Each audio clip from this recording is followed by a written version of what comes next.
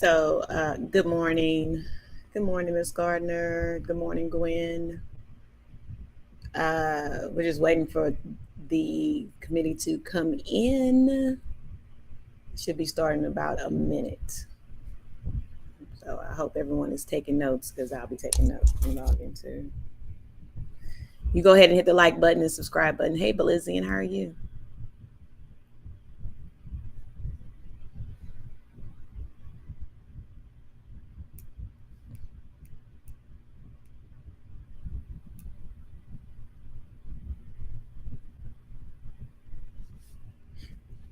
Hello, Sherry. How are you today? This afternoon.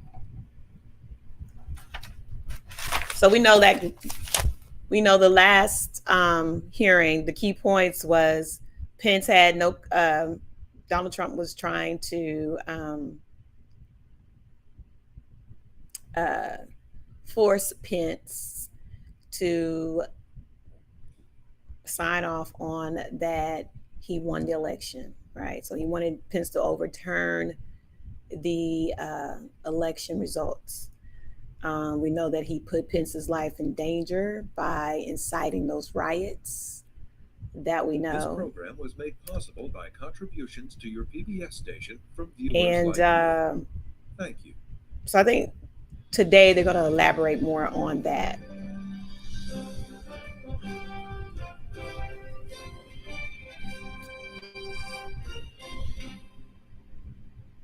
Good afternoon. I am Judy Woodruff, and welcome to this PBS NewsHour special live coverage of the January 6th hearings held by the Select Committee of the House of Representatives to investigate last year's attack on the United States Hello, Capitol. Dina Grant. This today is the fourth in a series of public hearings the committee is holding this month. Today's hearing is expected to focus on the pressures former President Trump put on state legislators and election officials to change election results. The most glaring example being the former president's phone call to Georgia's Secretary of State Brad Raffensperger to, quote, find 11,780 votes. Raffensperger will be one of several witnesses today, along with Gabriel Sterling, who is a chief operating officer in the Georgia Secretary of State's office, and Arizona State House Speaker Rusty Bowers, along with Wandrea Arche Shea Moss. She is a former Georgia election worker. She'll be part of a second panel. You're seeing live pictures now from the hearing room. Members of the January 6th Select Committee walking into the House Committee hearing room. They have made it a habit of getting started on time, so we expect that they'll do that today. We know that there will be statements made not only by the committee chair, Congressman Benny Thompson, but also by the vice chair, Liz Cheney, and Congressman Adam Schiff. But let's listen now for the chairman, Congressman Benny Thompson. The Select Committee to investigate the January 6th attack on the United States Capitol will be in order. Without objection, the chair is authorized to declare the committee in recess at any point. Pursuant to House Deposition Authority Regulation 10, the chair announces the committee's approval to release the deposition material presented during today's hearing. Good afternoon. In our last hearing, we told the story of a scheme driven by Donald Trump to pressure former Vice President Mike Pence to illegally overturn the election results. We showed that when a pressure campaign failed and Mike Pence fulfilled his constitutional obligation, Donald Trump turned a violent mob loose on him. We showed that the mob came within roughly 40 feet of the vice president. Today, we'll show that what happened to Mike Pence wasn't an isolated part of Donald Trump's scheme to overturn the election. In fact, pressuring public servants into betraying their oaths was a fundamental part of the playbook. And a handful of election officials in several key states stood between Donald Trump and the upending of American democracy. As we began today, it's important to remember When we count the votes for president, we count the votes state by state. For the most part, the candidates who win the popular vote in a state wins all the state's electoral college votes. And whoever wins the majority of the electoral college votes wins the presidency.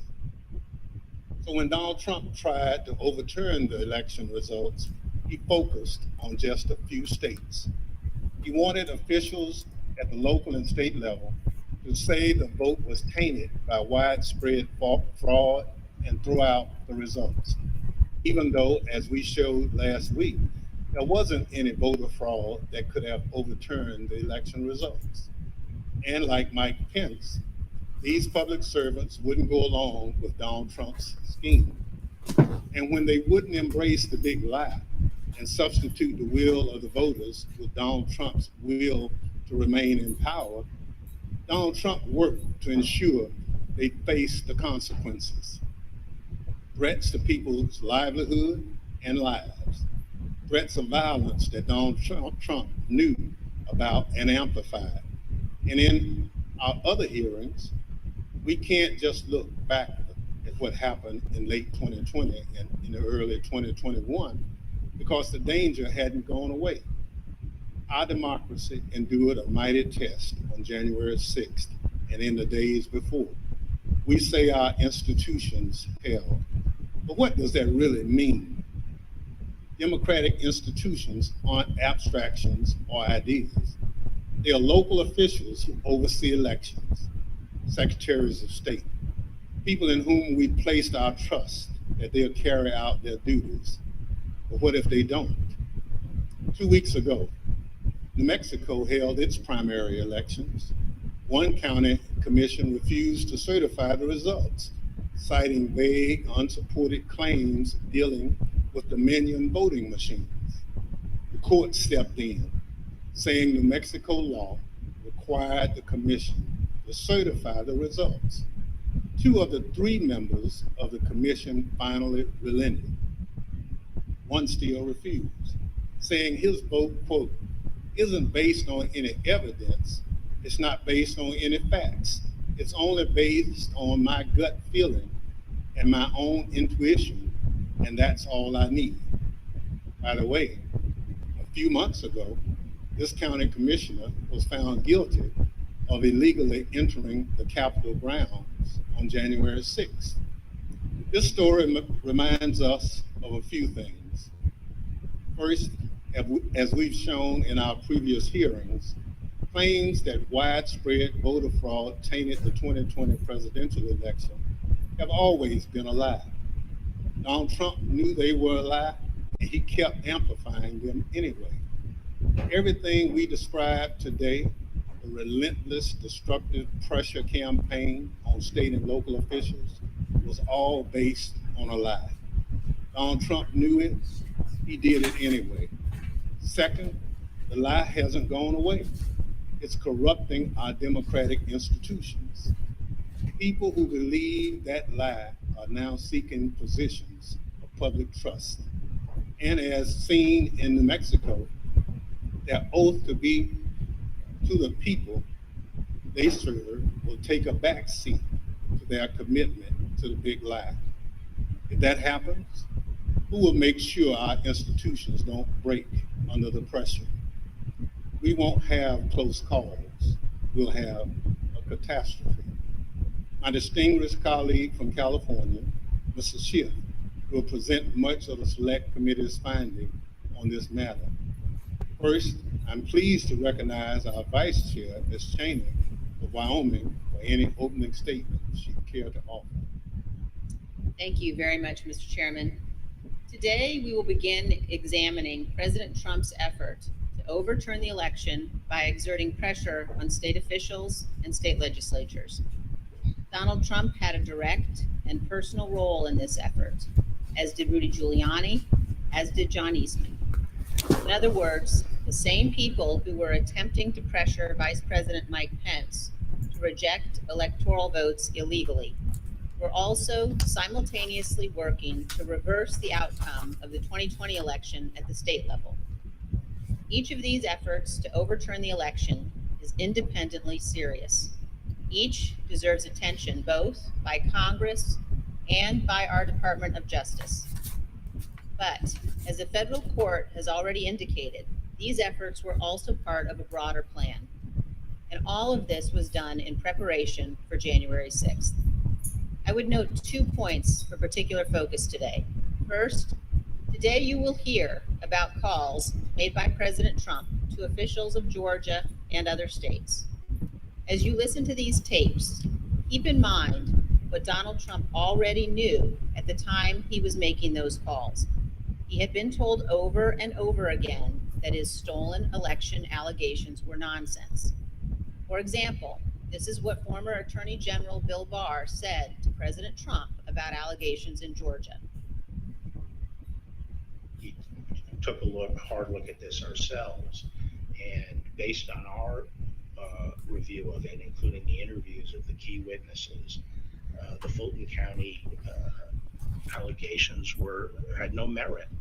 The ballots under the table were legitimate ballots. They weren't in a suitcase. They had been pre-opened for eventually feeding into the machine. All the stuff about the water leak and that there was some subterfuge involved.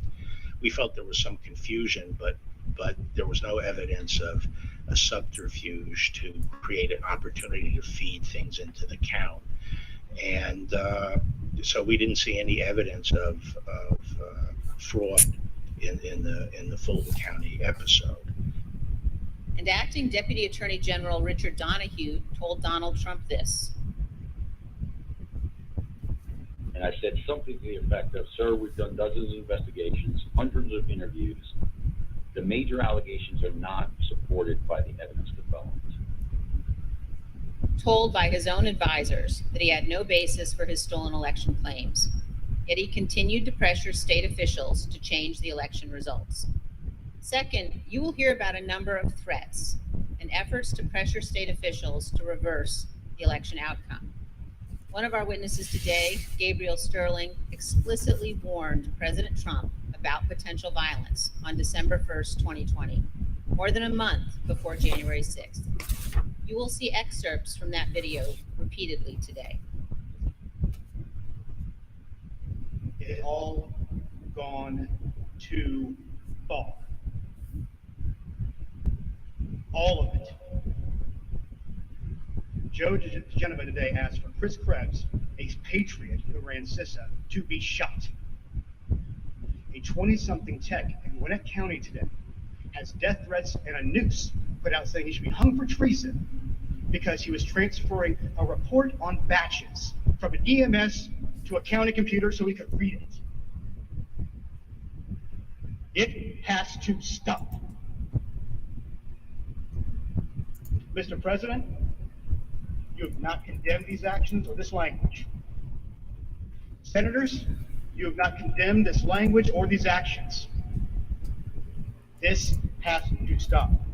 We need you to step up, and if you're going to take a position of leadership, show some. My boss, Secretary Raffensperger, his address is out there. They have people doing caravans around their house. They've had people come onto their property. It has to stop. This is elections. This is the backbone of democracy. And all of you who have not said a damn word are complicit in this. Point is this: Donald Trump did not care about the threats of violence. He did not condemn them. He made no effort to stop them. He went forward with his fake allegations anyway.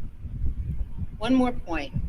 I would urge all of those watching today to focus on the evidence the committee will present.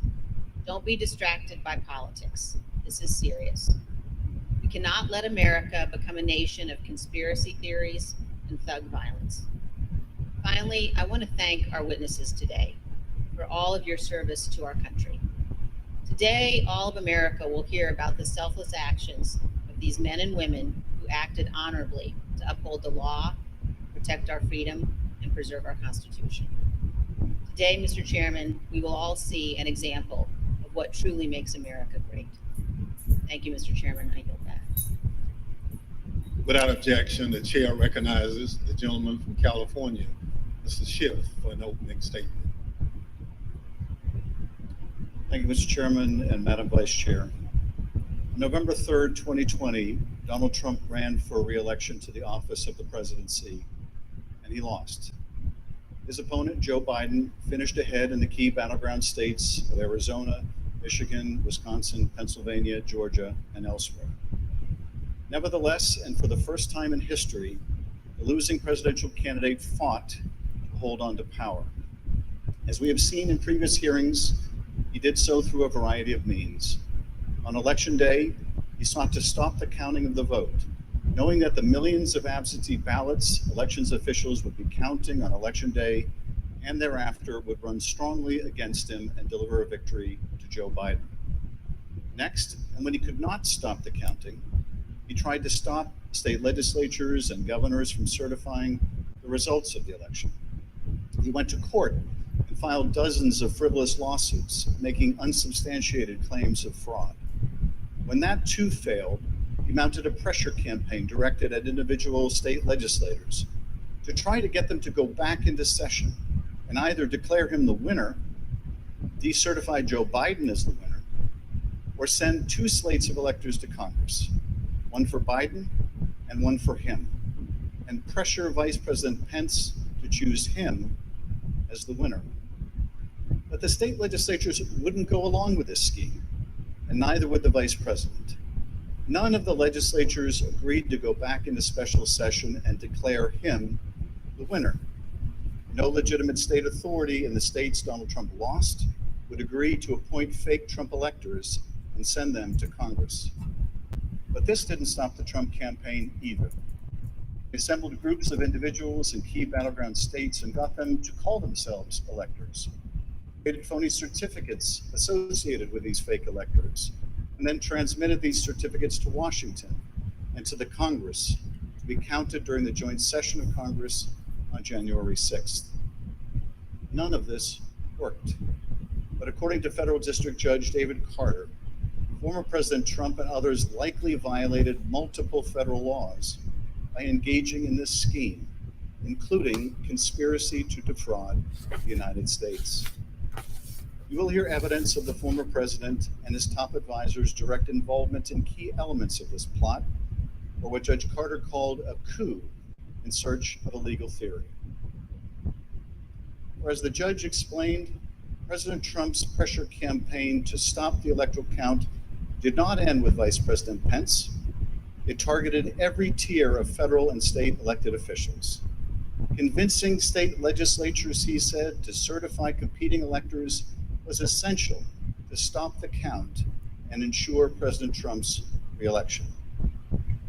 As we have seen in our prior hearings, running through this scheme was a big lie that the election was plagued with massive fraud and somehow stolen.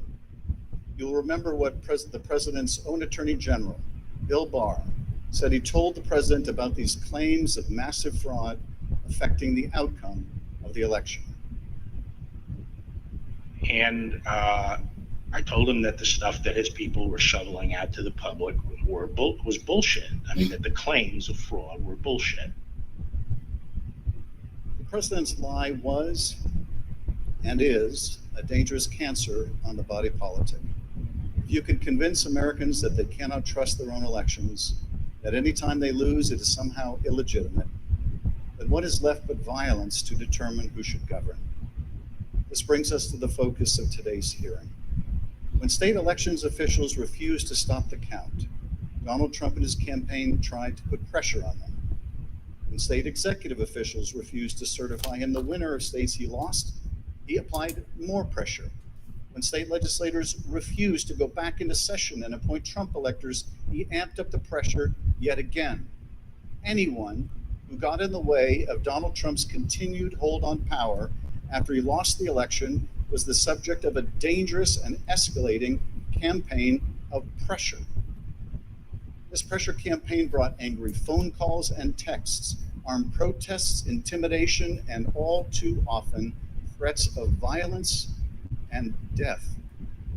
State legislators were singled out. So too were statewide elections officials. Even local elections workers, diligently doing their jobs, were accused of being criminals and had their lives turned upside down. As we will show, the president's supporters heard the former president's claims of fraud and the false allegations he made against state and local officials as a call to action. Stop the steal! Stop the steal! Stop the steal!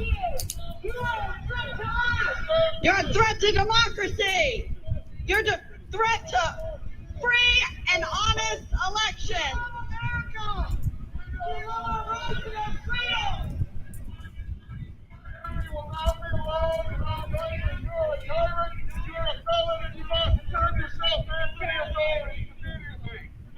And then about 45 minutes later, we started to hear the noises outside my home, and my stomach sunk, and I thought, it's me. And then it's just, we don't know what's gonna, and the uncertainty of that was what was the fear. Like, are they coming with guns? Are they gonna attack my house? I'm in here with my kid, I'm trying to put him to bed. And so it was, that was the scariest moment, just not knowing what was gonna happen. This pressure campaign against state and local officials spanned numerous contested states, as you will see in this video produced by the Select Committee. My name is Josh Roselman. I'm an investigative counsel for the House Select Committee to investigate the January 6th attack on the United States Capitol. Beginning in late November 2020, the president and his lawyers started appearing before state legislators, urging them to give their electoral votes to Trump, even though he lost the popular vote. I represent President Trump along with Jenna Ellis, and this is our fourth or fifth hearing. This election has to be turned around because we won Pennsylvania by a lot, and we won all of these swing states by a lot. This was a strategy with both practical and legal elements. The Select Committee has obtained an email from just 2 days after the election, in which a Trump campaign lawyer named Cleta Mitchell asked another Trump lawyer, John Eastman, to write a memo justifying the idea. When do you remember this coming up as an option in the post-election period for the first time? Right after the election. It might have been before the election. Eastman prepared a memo attempting to justify this strategy, which was circulated to the Trump White House, Rudy Giuliani's legal team, and state legislators around the country. And he appeared before the Georgia state legislature to advocate for it publicly.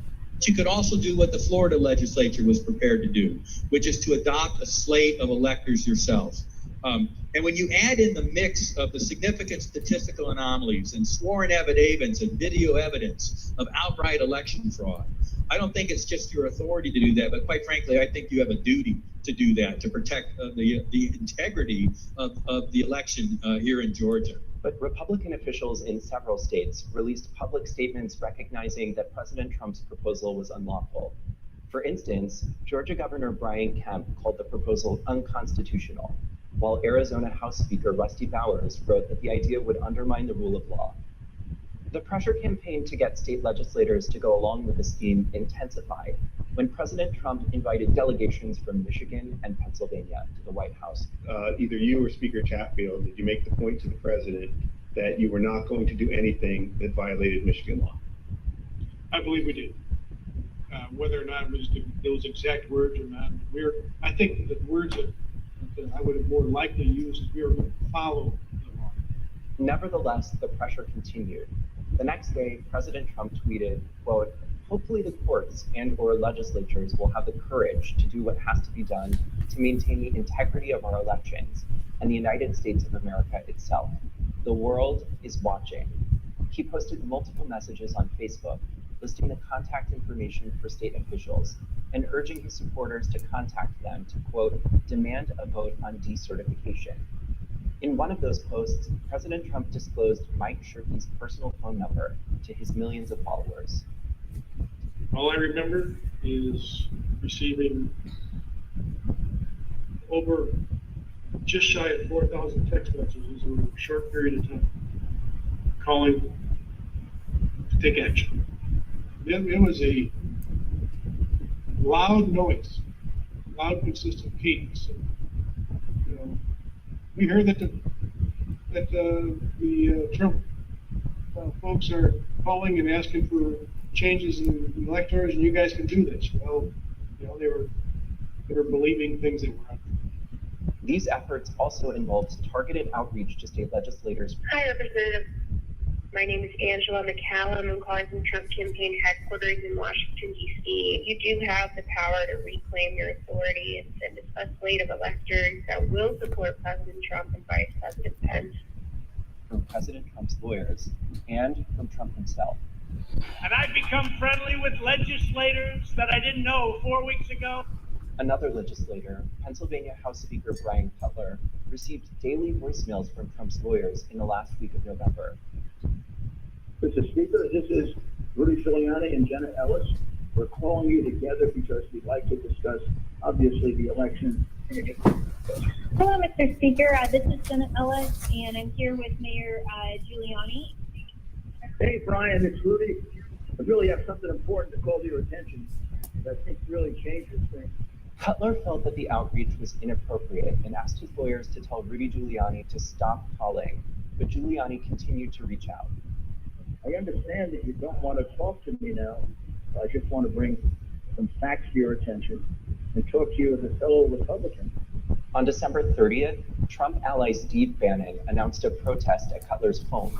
We're getting on the road and we're going down to Cutler. We're going to start going to offices, and if we have to, we're going to go to homes, and we're going to let them know what we think about them. There were multiple protests. I actually don't remember the exact number. There was at least 3, I think, outside either my district office or my home. And you're correct, my then 15-year-old son was home by himself for the first one. All of my personal information was doxed online. It was my personal email, my personal cell phone, my home phone number. In fact, we had to disconnect our home phone for about 3 days because it would ring all hours of the night and would fill up with messages. Brian Cutler, we're outside. Clerks facing felony charges in Michigan. Poll watchers denied access. These ads were another element in the effort. The Trump campaign spent millions of dollars running ads online and on television. The evidence is overwhelming. Call your governor and legislators. Demand they inspect the machines and hear the evidence. Public pressure on state officials often grew dangerous in the lead up to January 6th. Let us in! Let us in! Let us in! Let us in! Let's go session! Let's go session! We'll light the whole shit on fire. What are we going to do? What can you and I do to a state legislature besides kill them? Although we should not do that. I'm not advising that, but I mean, what else can you do, right? The punishment for treason is death. The state pressure campaign and the danger it posed to state officials and to state capitals around the nation was a dangerous precursor to the violence we saw on January 6th at the U.S. Capitol. Today you will hear from Rusty Bowers, Republican Speaker of the Arizona House of Representatives. He will tell us about his conversations with the President, Rudy Giuliani, and John Eastman, and what the President's team asked of him, and how his oath of office would not permit it. We'll then hear from Brad Raffensperger, Republican Secretary of State of Georgia, who Trump directed to, quote, find 11,780 votes that did not exist, but just the exact number of votes needed to overtake Joe Biden. We will also hear from Gabriel Sterling, the chief operating officer, his chief operating officer, about the spurious claims of fraud in the elections in Georgia, and who, responding to a cascading set of threats to his elections team, warned the president to stop, that someone was going to get killed. And you will hear from Wandrea Shea Moss, a former local elections worker in Fulton County, Georgia, about how all of the lies about the election impacted the lives of real people who administer our elections and still do. You will hear what they experienced when the most powerful man in the world, the President of the United States, sought to cling to power after being voted out of office by the American people. The system held, but barely. And the system held because people of courage, Republicans and Democrats, like the witnesses you will hear today, put their oath to the country and Constitution above any other consideration. They did their jobs, as we must do ours. Thank you, Mr. Chairman, and I yield back. I now welcome our first panel of witnesses. We're joined today by a distinguished legislator from Arizona, Rusty Bowers, who's a Republican Speaker of the Arizona House of Representatives. Mr. Bowers was first elected to the state legislature in 1993 and has served as Speaker since 2019. Welcome, Speaker Bowers. Brad Raffensperger is the 29th Secretary of State of Georgia, serving in this role since 2019.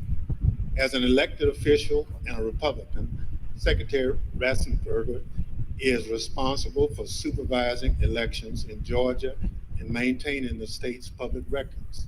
Welcome, Mr. Secretary. Gabriel Sterling is the Chief Operating Officer in the Georgia Secretary of State's office. Mr. Sterling was the statewide voting systems implementation manager for the 2020 election in Georgia, responsible for leading the Secretary of State's response to the COVID pandemic and rolling out modernized voting equipment. I will swear in our witnesses. Witnesses, will please stand and raise their right hand.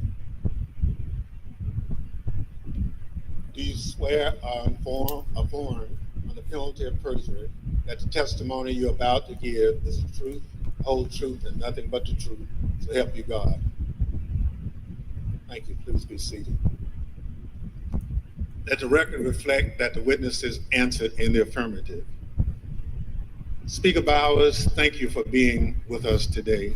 You're the Speaker of the Arizona House and a self-described conservative Republican. You campaigned for President Trump and with him during the 2020 election. Is it fair to say that you wanted Donald Trump to win a second term in office? Please. Yes, sir. Thank you. And is it your understanding that President Biden was the winner of the popular vote in Arizona in 2020? Yes, sir. Thank you. Pursuant to Section 5C8 of House Resolution 503, the chair recognizes the gentleman from California, Mr. Schiff, for questions. Speaker Bowers, thank you for being with us today. Before we begin with the questions that I have prepared for you, I wanted to ask you about a statement that former President Trump issued, which I received just prior to the hearing. Have you had a chance to review that statement? My counsel called from Arizona and read it to me. Yes, sir. In that statement, I won't read it in its entirety. Former President Trump begins by calling you a rhino, Republican in name only. He then references a conversation in November 2020 in which he claims that you told him that the election was rigged, that he had won Arizona. To quote the former president, during the conversation, he told me the election was rigged and that I won Arizona, unquote. Did you have such a conversation with the president? I did have a conversation with the president. That certainly isn't it. But there were parts of it that are true, but there are parts that are not, sir. And the part that I read you, is that false? Anywhere, anyone, anytime has said that I said the election was rigged, that would not be true. And when the former president in his statement today claimed that you told him that he won Arizona, is that also false? That is also false. Mr. Bowers, I understand that after the election, and I don't know whether this is the conversation the former president is referring to, but after the election, you received a phone call from President Trump and Rudy Giuliani in which they discussed the result of the presidential election in Arizona. If you would, tell us about that call and whether the former president or Mr. Giuliani raised allegations of election fraud. Thank you. My wife and I had returned from attending our church meetings. It was on a Sunday. And we were still in the driveway, and I had received a call from a colleague telling me that the White House was trying to get in touch with her and I, and that she said, please, if you get a call, let's try to take this together. immediately I saw that the White House on my Bluetooth was calling, and I took the call and was asked by I would presume the operator at the White House if I would hold for the president, which I did, and Mr. Giuliani came on first, and niceties, then Mr. Trump, President Trump came on, and we initiated a conversation.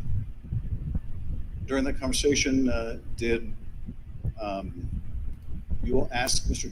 Giuliani for proof of these allegations of fraud that he was making? On multiple occasions, yes. And when you asked him for evidence of this fraud, what did he say? He said that they did have proof, and I asked him, do you have names? For example, you have 200,000 illegal immigrants, some large number, 5,000 or 6,000 dead people, etc. And I said, do you have their names? Yes. Will you give them to me? Yes. The president interrupted and said, give the man what he needs, Rudy. He said, I will. And that happened on at least 2 occasions, that interchange in the conversation. So Mr. Giuliani was claiming in the call that there were hundreds of thousands of undocumented people and thousands of dead people who had purportedly voted in the election? Yes. And you asked him for evidence of that? I did. And did you ever receive from him that evidence either during the call, after the call, or to this day? Never. Of course not. What was the ask during this call? Hey, Ivan. He was making these allegations of fraud, but he had something or a couple things that they wanted you to do. What were those? The ones I remember were first that we would hold, that I would allow an official committee at the Capitol so that they could hear this evidence and that we could take action thereafter. And I refused. I said, up to that time, the circus, I called it a circus, had been brewing with lots of demonstrations, both at the counting center, at the Capitol, and other places. And I didn't want to have that in the House. I did not feel that the evidence, granted in its absence, merited the hearing, and I didn't want to be used as a pawn. If there was some other need that the committee hearing would fulfill. So that was the first ask, that we hold an official committee hearing. And what was his second ask? I said, to what end? To what end the hearing? He said, well, we have heard by an official high up in the Republican legislature that there is a legal theory or a legal ability in Arizona that you can remove the electors of President Biden and replace them. And we would like to have the legitimate opportunity through the committee to come to that end and remove that. And I said, that's something that's totally new to me. I've never heard of any such thing. And he pressed that point. And I said, look, you are asking me to do something that is counter to my oath when I swore to the Constitution to uphold it. And I also swore to the Constitution and the laws of the state of Arizona. And this is totally foreign as an idea or a theory to me. And I would never do anything of such magnitude without deep consultation with qualified attorneys. And I said, I've got some good attorneys and I'm going to give you their names. But you're asking me to do something against my oath, and I will not break my oath. I think that was up to that point. During the conversation, and you heard, I think, when we played a snippet of Mr. Giuliani calling other state legislators and saying that he was calling us essentially a fellow Republican, did he make a similar appeal to you or bring up the fact that you shared a similar party? Whether it was in that call or in a later meeting, he did bring that up more than once. And how would he bring that up? He would say, aren't we all Republicans here? I would think we would get a better reception. I mean, I would think you would listen a little more open to my suggestions. We're all Republicans. And this evidence that you asked him for that would justify this extraordinary step. I think you said they never produced it. Why did you feel, either in the absence of that evidence, or with it, what they were asking you to do would violate your oath to the Constitution? First of all, when the people, and in Arizona, I believe some 40 plus years earlier, the legislature had established the manner of electing our officials, or the electors for the presidential race. Once it was given to the people, as in Bush v. Gore, illustrated by the Supreme Court, it becomes a fundamental right of the people. So as far as I was concerned, for someone to ask me in the, I would call it a paucity, there was no evidence being presented of any strength. Evidence can be hearsay evidence, it's still evidence, but it's still hearsay. But strong judicial quality evidence, anything that would say to me, you have a doubt, deny your oath. I will not do that. And on more than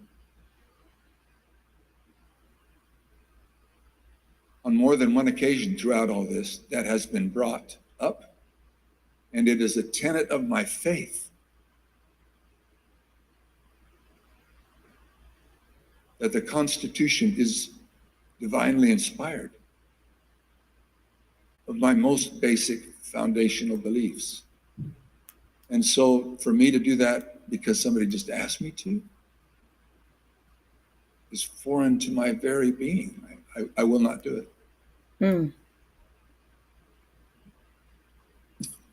During that conversation, Speaker Bowers, did you ask him if what he was proposing had ever been done before? I did. And what did he say? He said, well, I'm not familiar with Arizona law or any other laws, but I don't think so. And that also was brought up in other conversations, both with him and with John Eastman and others. Speaker Bowers, I understand that a week after that call, Mr. Giuliani appeared with others associated with President Trump's effort to overturn the result of the election at a purported legislative hearing in a hotel ballroom in Phoenix. Was this an official hearing of the state legislature? It was not. And why was it not a real or official hearing of the legislature? A legislator can hold a group meeting. You can call it a hearing. But when they asked me to have an official hearing, we establish it by protocols, public notice, etc. It's typically held at the Capitol, but it doesn't need to be. We can authorize a hearing off campus. And in this case, I had been asked on several occasions to allow a hearing. I had denied it, but said, you're free to hold a meeting, any meeting you want, to the person who asked, and which he ultimately did. I think he was a little frustrated, but he ultimately did. This meeting was the same day, I believe, that the governor of Arizona, Doug Ducey, certified Biden as the winner of the presidential election in Arizona. Did you meet with Mr. Giuliani and his associates while they were in Phoenix sometime after that purported legislative hearing at the hotel? Yes, I did, sir. And at that meeting, did Mr. Giuliani raise any specific allegations of election fraud again? His initial comments were, again, the litany of groups of illegal individuals or people deceased, etc. And he had brought that up, and I wasn't alone in that meeting. There were others, and other members of the Senate aggressively questioned him. And then I proceeded to question him on the proof that he was going to bring me, etc. But he did bring those up, yes. And these other legislators were also Republican members of the Senate? They were, yes, sir. And did they also press him for proof of these allegations? They pressed him very strongly. Two of them especially, very strongly. And at some point, did Mr. Giuliani ask one of the other attorneys on his team to help him out with the evidence? He did. He asked Jenna Ellis, who was sitting to his right. One thing was that it was more to the point of, was there sufficient evidence or action that we could justify the recalling of the electors. But at that part of the conversation, I know he referred to someone else. But he did ask, do we have the proof, to Jenna, Miss Ellis? And she said, yes. And I said, I want the names. Do you have the names? Yes. Do you have how they voted? We have all the information. I said, can you get to me that information? Did you bring it with you? She said, no. Both Mr. Giuliani asked her and I asked generally if they'd brought it with them. She said, no, it's not with me, but we can get it to you. And I said, then you didn't bring me the evidence, which was repeated in different iterations for some period of time. At some point, did one of them make a comment that they didn't have evidence, but they had a lot of theories? That was Mr. Giuliani. And what exactly did he say and how that come up? My recollection, he said, we've got lots of theories, we just don't have the evidence. And I don't know if that was a gaffe or maybe he didn't think through what he said, but both myself and others in my group, the three in my group and my council, both remembered that specifically, and afterwards we kind of laughed about it. And getting back to the ask in that phone call that preceded this meeting, he wanted you to have the legislature dismiss the Biden electors and replace them with Trump electors on the basis of these theories of fraud? He did not say it in those exact words, but he did say that Arizona law, according to what he understood, that would be allowed and that we needed to come into session to take care of that, which initiated a discussion about, again, what I can legally and not legally do. And I can't go into session in Arizona unilaterally or on my sole prerogative. This meeting or at any other later time, did anyone provide you with evidence of election fraud sufficient to affect the outcome of the presidential election in Arizona? No one provided me ever such evidence. The select committee has uncovered evidence in the course of our investigation that had stopped the steal protests at state capitals across the country. There were individuals with ties to the groups or parties involved in the January 6th attack on the US Capitol. One of those incursions took place in the Arizona House of Representatives building, as you can see in this footage.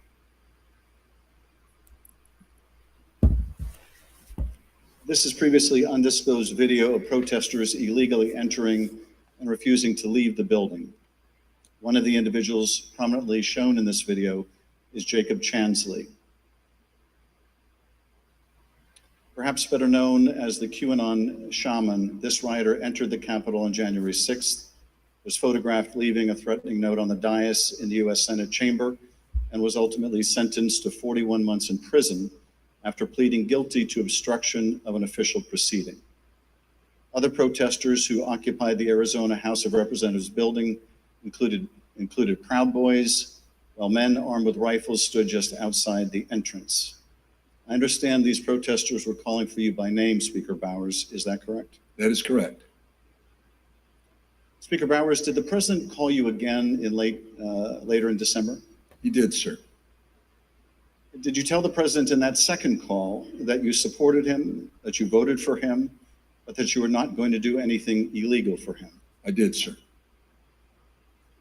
Nevertheless, his lawyer, John Eastman, called you some days later on June 4th, 2021. And he did have a very specific ask that would have required you to do just what you had already told the president you wouldn't do, something that would violate your oath. Is that correct? That's correct. It wasn't just me. I had my counsel and others on the call. And what did Dr. Eastman want you to do? That we would, in fact, take a vote to overthrow, or I shouldn't say overthrow, that we would decertify the electors, and that because we had plenary authority to do so. And he cited Article 2, Section 1, I think it's Clause 2, and said that in his opinion, that gave us the authority if there was, I don't recall him saying sufficient evidence, but there was some call or some strong reason to do so or justification to do so that we could do that. And that he was asking that we his suggestion was that we would do it. And I said, again, I took an oath. For me to take that, to do what you do, would be counter to my oath. I don't recall if it was in that conversation clearly that we talked more about the oath, but I said, what would you have me do? And he said, just do it and let the court sort it out. And I said, you're asking me to do something that's never been done in history, the history of the United States. And I'm going to put my state through that without sufficient proof. And that's going to be good enough with me? That I would put us through that, my state, that I swore to uphold both in Constitution and in law? No, sir.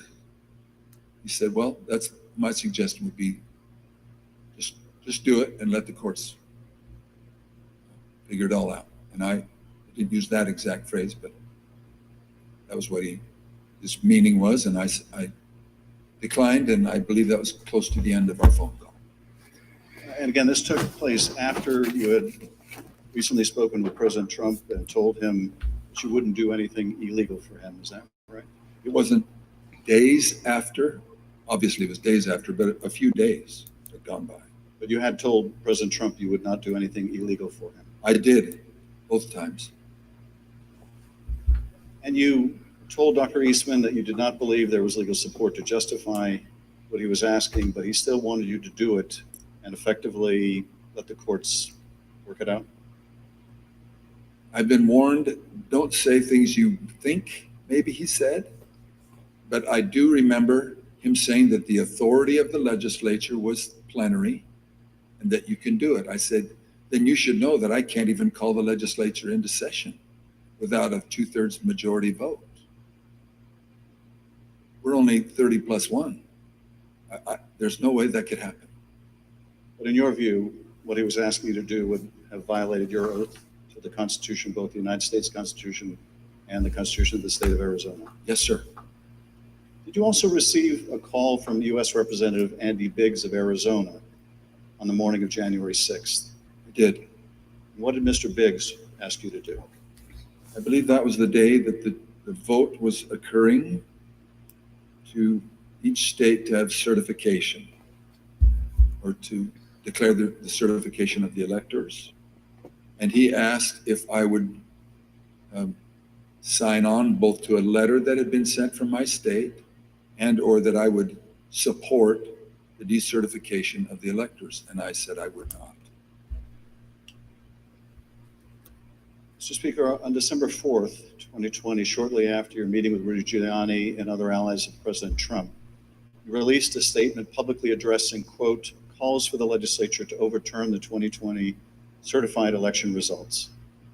The statement is very straightforward in explaining the, quote, breathtaking request, unquote, made by representatives of President Trump, quote, that the Arizona legislature overturn the certified results of last month's election and deliver the state's electoral college votes to President Trump, unquote. Why did you believe, as you wrote in this statement, that the rule of law forbid you from doing what President Trump and his allies wanted you to do?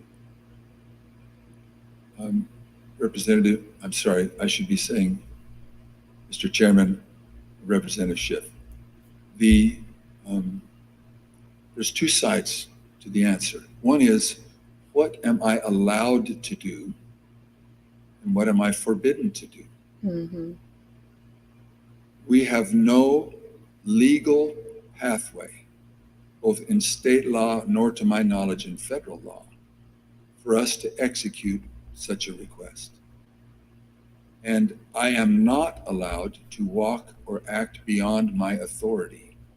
If I'm not specifically authorized as a legislator, as a legislature, then I cannot act to the point of calling us into session. Some say that just a few legislators have plenary authority. And that has come as part of all of this discussion, I'll call it. But so to not have authority and be forbidden to act beyond my authority on both counts, I am not authorized to take such action, and that would deny my oath. In your statement, you included excerpts from President Ronald Reagan's inaugural address in 1981. The newly inaugurated president told the country, quote, "The orderly transfer of authority as called for in the Constitution routinely takes place as it has for almost 2 centuries, and few of us stop to think how unique we really are. In the eyes of many in the world, this every 4-year ceremony we accept as normal is nothing less than a miracle." Tell us, if you would, Mr. Speaker, why did you include President Reagan's words in your public statement? Mr. Chairman, Representative Schiff, because I have a lot of admiration for Ronald Reagan. He's a racist too. I had the opportunity of going through his home with one other person and walking through, and I have a lot of admiration for him. When he pointed out, which is, I have lived in other country for a period of time and have visited a few countries, and during election times, the fact that we allow an election, support an election, and stand behind the election, even in the past when there have been serious questions about the election, and then move on without disturbance and with acceptance that we choose to follow the outcome of the will of the people. That will means a lot to me, and I know it meant a lot to him. So we included that.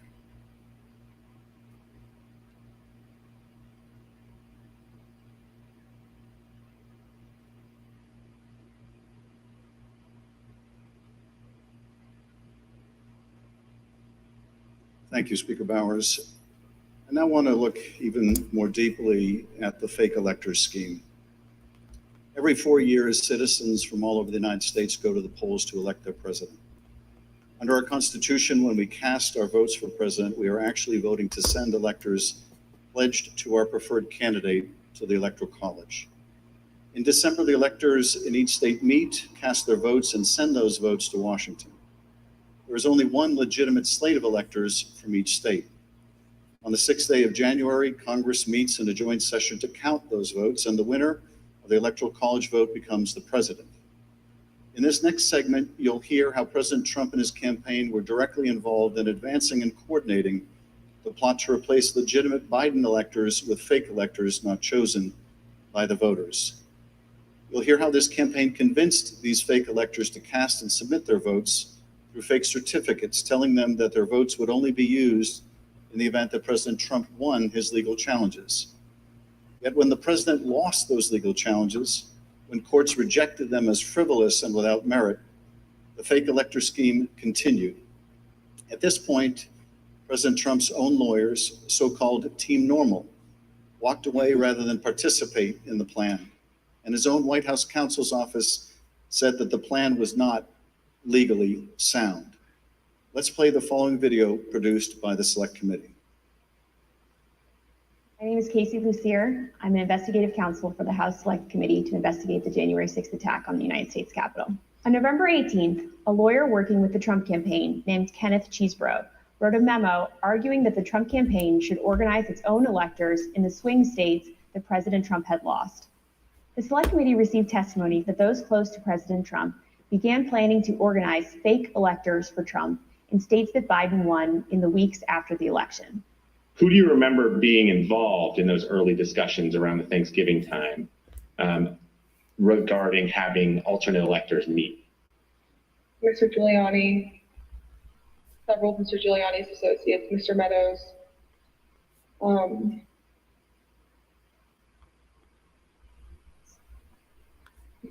members of Congress, although it's difficult to distinguish if the members I'm thinking of were involved during Thanksgiving or if they were involved as we progressed through December.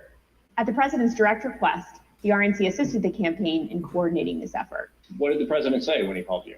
Essentially, he turned the call over to Mr. Eastman, who then proceeded to talk about the importance of the RNC helping the campaign gather these contingent electors in case any of the legal challenges that were ongoing changed the result of any of the states. I think more just helping them reach out and assemble them. But my understanding is the campaign did take the lead, and we just were helping them in that role. As President Trump and his supporters continued to lose lawsuits, some campaign lawyers became convinced that convening electors in states that Trump lost was no longer appropriate. I just remember I either replied or called somebody saying, unless we have litigation pending that's like in these states, like, I don't think this is appropriate, or, this isn't the right thing to do. I don't remember how I phrased it, but I got into a little bit of a back and forth, and I think it was with Ken Cheeseborough, where I said, all right, you just get after it. Like, I'm out. At that point, I had Josh Finley email Mr. Chesbrough politely to say, this is your task. You are responsible for the Electoral College issues moving forward. And this was my way of taking that responsibility to zero.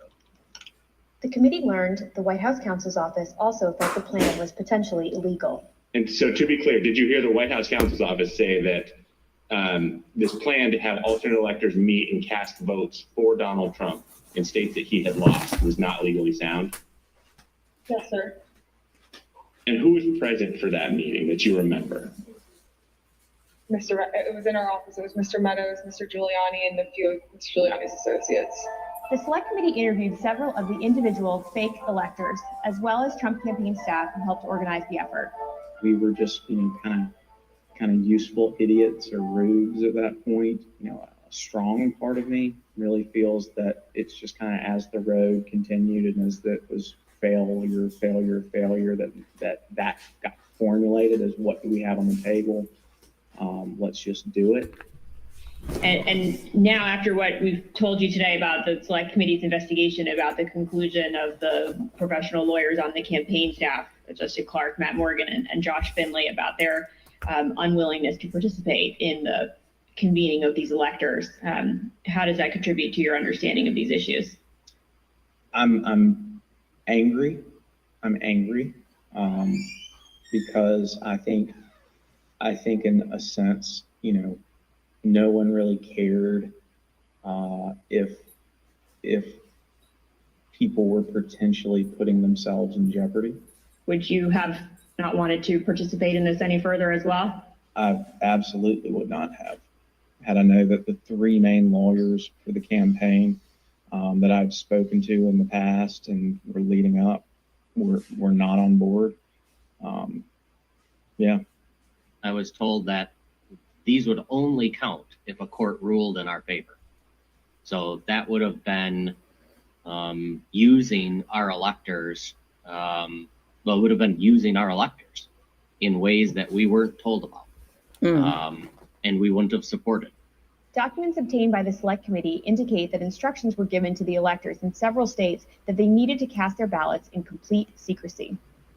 Because this scheme involved fake electors, those participating in certain states had no way to comply with state election laws, like where the electors were supposed to meet. One group of fake electors even considered hiding overnight to ensure that they could access the state capitol, as required in Michigan. Did Mr. Norton say who he was working with at all on this effort to have electors meet? He said he was working with the president's campaign. He told me that the Michigan Republican electors were planning to meet in the Capitol and hide overnight so that they could fulfill the role of casting their vote in per law in the Michigan chambers. And I told him in no uncertain terms that that was insane and inappropriate. In one state, the fake electors even asked for a promise that the campaign would pay their legal fees if they got sued or charged with a crime. Ultimately, fake electors did meet on December 14th, 2020 in Arizona, Georgia, Michigan, Pennsylvania, New Mexico, Nevada, and Wisconsin. At the request of the Trump campaign, the electors from these battleground states signed documents falsely asserting that they were the, quote, duly elected electors from their state, and submitted them to the National Archives and to Vice President Pence in his capacity as President of the Senate. Here is what some of the fake elector certificates look like as compared to the real ones. But these ballots had no legal effect. In an email produced to the Select Committee, Dr. Eastman told a Trump campaign representative that it did not matter that the electors had not been approved by a state authority. Quote, the fact that we have multiple slates of electors demonstrates the uncertainty of either. That should be enough. He urged that Pence act boldly and be challenged.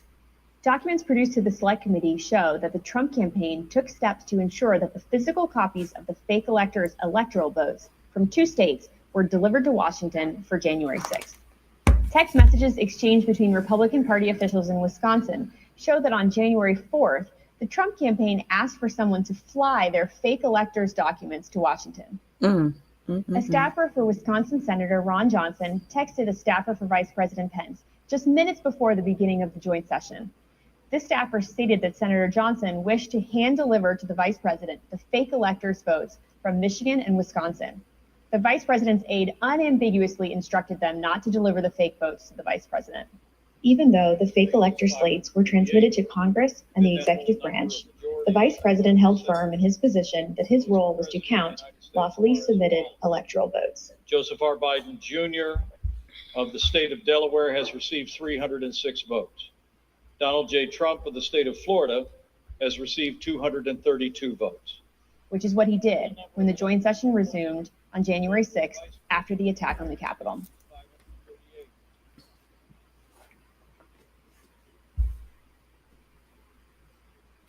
What we just heard in that video was an aide to the White House Chief of Staff telling this committee that the White House counsel's office felt that this fake electors plan was not legally sound.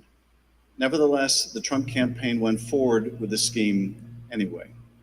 Speaker Bowers, were you aware that fake electors had met in Phoenix on December 14th and purported to cast electoral votes for President Trump? I was not. When you learned that these electors had met and sent their electoral votes to Washington, what did you think? Well, I thought of the book, The Gang That Couldn't Shoot Straight. And I just thought, this is a tragic parody. Mr. Bowers, I understand that as you flew from Phoenix to Washington yesterday, you reflected upon some passages from a personal journal that you were keeping in December 2020 while all of this was taking place. With your permission, I'm wondering if you would be willing to share one passage in particular with us. Thank you very much. It is painful to have friends who have been such a help to me turn on me with such rancor. I may, in the eyes of men, not hold correct opinions or act according to their vision or convictions, but I do not take this current situation in a light manner, a fearful manner, or a vengeful manner. I do not want to be a winner by cheating. I will not play with laws I swore allegiance to, with any contrived desire towards deflection of my deep foundational desire to follow God's will as I believe He led my conscience to embrace. How else will I ever approach Him in the wilderness of life, knowing that I ask this guidance only to show myself a coward in defending the course He let me take. He led me to take. Thank you, Mr. Speaker. Those are powerful words. I understand that taking the courageous positions that you did following the 2020 election defense of the rule of law and protecting the voters of Arizona resulted in you and your family being subjected to protests and terrible threats. Can you tell us how this impacted you and your family? Well, as others in the videos have mentioned, we received, my secretaries would say, in excess of 20,000 emails and tens of thousands of voicemails and texts, which saturated our offices and we were unable to work, or at least communicate. But at home, up till even recently, it is the new pattern or a pattern in our lives to worry what will happen on Saturdays, because we have various groups come by and they have had video panel trucks with videos of me proclaiming me to be a pedophile, a pervert, and a corrupt and politician, and blaring loudspeakers in my neighborhood, and leaving literature both on my property, but arguing and threatening with neighbors and with myself. I don't know if I should name groups, but there was one gentleman that had the 3 bars on his chest, and he had a pistol and was threatening my neighbor, not with the pistol, but just vocally. When I saw the gun, I knew I had to get close. And at the same time, on some of these, we had a daughter who was gravely ill, who was upset by he is tearing up what's happening outside. And my wife, that is a valiant person, very, very strong, quiet, very strong woman.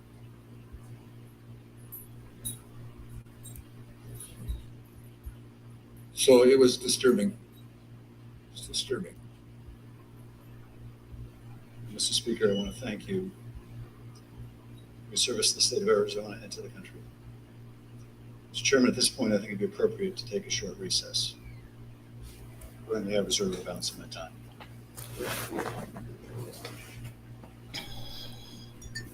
The chair requests that those in the hearing room remain seated until the Capitol Police have escorted members and witnesses from the room.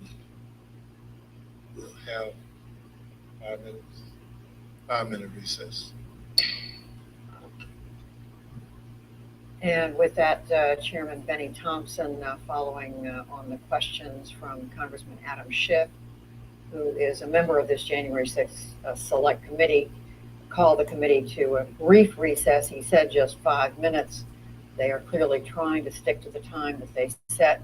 We've just been listening to dramatic testimony from the Speaker of the House in the state of Arizona. I'm trying to turn this down, guys. He got emotional. I can see the tears in his eyes. Because to former President Trump and the people around him who were urging him to overturn the results of the election in the state of Arizona. So, yeah, people are gullible. This is a true example. This is a true example of from sugar to yes. Bowers, Ms. Indy said Bowers knew, and he knew well what was going on. You cannot make me believe that this guy didn't know. I believe emotional affluence. Exactly, Ms. Indy. I agree with you. To me, he seems to be, emotional because he was on the borderline. I think, just he got too caught up in it. What lipstick do I have on? Hold on. He got so caught up in it. Now, the one thing I'm gonna stick with is that I do believe these people love this country. They want to make it great again. They want to make it great again for them, right? When that man said that he, had walked through Ronald Reagan's house and all that, what I just found out, Reagan said some really racist thing, and Reagan was a racist. Okay, W1 and I are going to drop that later probably on political night. It's political, which won't be tomorrow, but Thursday. But yeah, these people, of course, they wanted to make America great. Like I said, they wanted to make it great for them. And they stood behind Trump. They believed in Trump because he was the hope that they needed, right? Because of, like I've always said, because of Obama. So for them, it was like, this is our hope. This is our guide. We want to take our country back. They were down for taking their country back. I think, it was like Jim Jones. They got there, drink the Kool-Aid or die. And it was like, we're not drinking this Kool-Aid. We got to get up out of here because I'm not ready to die. Right. So they got caught up. And I think Bowers was part of getting caught up in the madness. I really do. And he's crying because of, the threats that he received. His family was receiving threats. They were out here threatening people's families, and just crazy as some of the stuff I've heard so far. But yeah, this is crazy. But you can see the tears in his eyes and everything, that he's very emotional. He's not as convincing now as the judge last week, but I can see that he is emotional. I can see that he regrets what happened. He said he voted for Trump, which is, most Republicans did. I'm glad that he's come forth and basically admitted the truth that Donald Trump tried to get him to, support the lie, and he didn't, which is, kudos to him. That's what you're supposed to do. Hey, Gwen, how are you? Mo Walker said, Miss Magic said, poor decisions not only affect you, but everyone around you. Exactly, Miss Magic. Mo Walker, he found out firsthand just how vitriol these Trumpers are. Yes, they're like the beehive, aren't they? They will come at you. These Trumpers are, I see a little CYA. Yeah. These Trumpers are diehard. They are, ready and willing to do whatever it takes. And yes, he does regret it for sure. And they're still doing this. Like, look at Texas right now. Texas is saying that Biden didn't win the race. He didn't win the presidency. So they're claiming they're going to secede from the rest of the country. Okay, whatever, Texas. So yeah, this is getting deeper and deeper into the rabbit hole, right? What I find interesting is that, people still believe that this is a lie. They still support Trump and his lies. They support the insurrection. They support in taking back their country.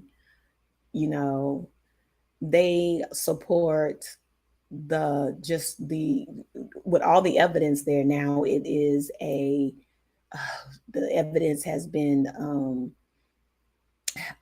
spliced together, cut, whatever. It's all crazy how these people think. Half of these people aren't even watching. The majority of the Republicans that support Trump, because now that's actually a two-party. You have Republicans. It's actually three, right? You have Republicans, conservative, and then you have the MAGA party, right? It's almost like the Tea Party, and you have the Tea Party. Is the Tea Party still around? Or are those the MAGA people? The MAGA, whatever they call them. Maggots. I don't know what they're calling themselves. But these people are these diehard Trumpers. They have their own new party. And this is how I'm seeing it. And if they don't come together, there will be no Republican Party. So it's very split right now. So this is the time for the Democrats to really get out there and do what they're supposed to do. We need to band together, folks. because the Republican Party is up the creek right now with all these different agendas going on. The fake electors is what it got me like, okay, how, just like you said, how are you knowing that you're falsifying, signatures and saying that you're an elector when you're not? That's crazy.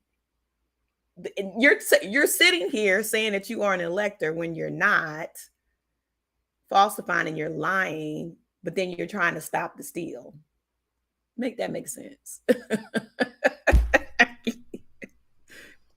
You're stopping the steal, but then you're stealing trying to steal the election back. This is crazy. Like the mindset, it's like you can't sit there and do that and then, we're stealing it back. Just, I don't know. I don't mean to laugh because all of this is so beyond a hot, funky mess. It's unbelievable that that this whole thing happened.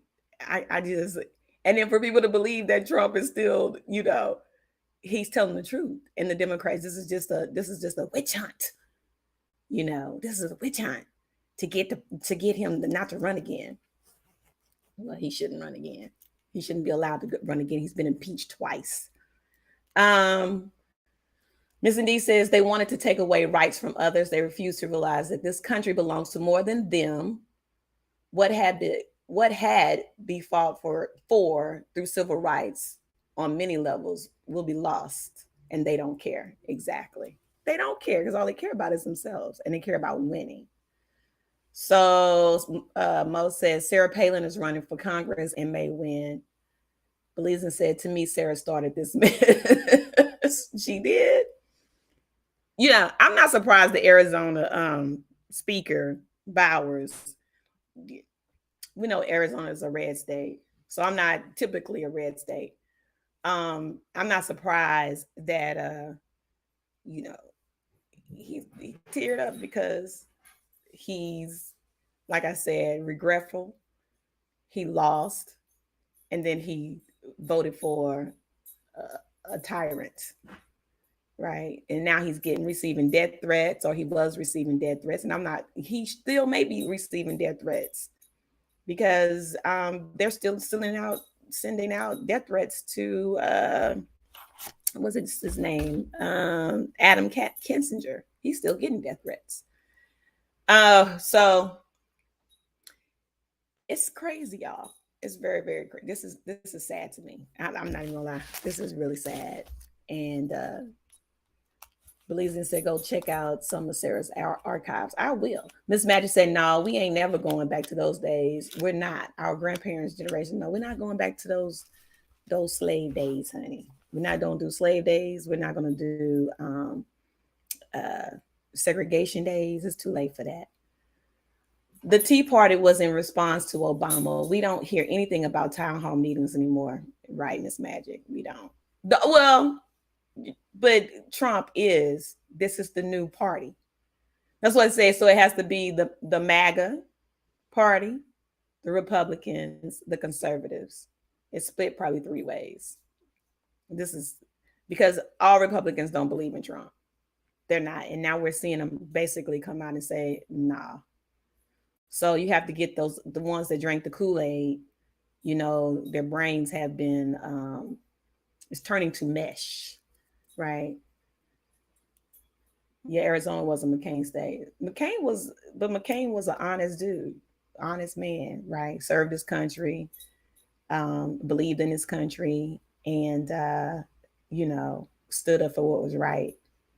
And he was a Republican and a conservative. I don't know about his daughter because she seemed to be kind of far-fetched sometimes, but yeah, I think their brain, the Kool-Aid that they have drank, that has made these MAGAs just really, meshy brain. Like they can't think for their brains, and their brain cells are, depleting. They have to be led by something. And they don't believe in anything unless you tell them what to believe in. So, fried, fried and died and laid to the side, honey. Miss D said, yes, it all started with Palin at Belizean, and she had done it all with John McCain's support and encouragement. Miss Magic, they bask in the birth of narrative and everything. Yes, they did. Absolutely. Okay, so they're coming back, guys. So let's see what we can do here. 5 minutes. They went to go let Bowers, wipe his tears away because he got very, very emotional. Bless his heart. The plan. So we roll with whatever their plan is. I wanted, let's see, we've had joining us a moment ago, Tammy Patrick, who is a former Maricopa County, Arizona election official, and also Al Schmidt, former Philadelphia city commissioner. Al Schmidt, are you with us still? I am. Okay. As you listen to the committee present its case, what more do we need to hear to cement the argument that what the Trump campaign was doing was illegal? They had one campaign official after another saying they refused to take part in this. And we heard one young man there at the end say, if I had known that what they were doing was so clearly illegal, I wouldn't have been part of it. I mean, it's very clear they've even deceived some of their own people with all these lies and put them in a situation that they would never have wanted to be in. I think from the first hearing, you would wonder how it could be more compelling than that. And in reality, the hearings have just built one after another to a pretty compelling case. Right, Mo Walker. Al Schmidt is listening with us, of course, from Pennsylvania, former city councilor for the city of Philadelphia. This afternoon, the committee members are coming back. What we think we're going to be hearing now is testimony from two Georgia election officials. They are the Secretary of State, Brad Raffensperger, and his chief operating officer, Gabriel Sterling, both of whom were subjected to enormous pressure from the former president, from Rudy Giuliani, people around the former president, to get them to change the election results in the state of Georgia, which they refused to do, but the pressure was relentless. We're going to hear now, I think Chairman Benny Thompson is going to call the hearing back to order. Let's listen. The committee will be in order. President Trump's pressure campaign against state officials existed in all the key battleground states that he lost. But the former president had a particular obsession with Georgia. Mm-hmm. Here is the president on the afternoon of January 6th, after his own attorney general warned him that the claims you are about to hear are patently false.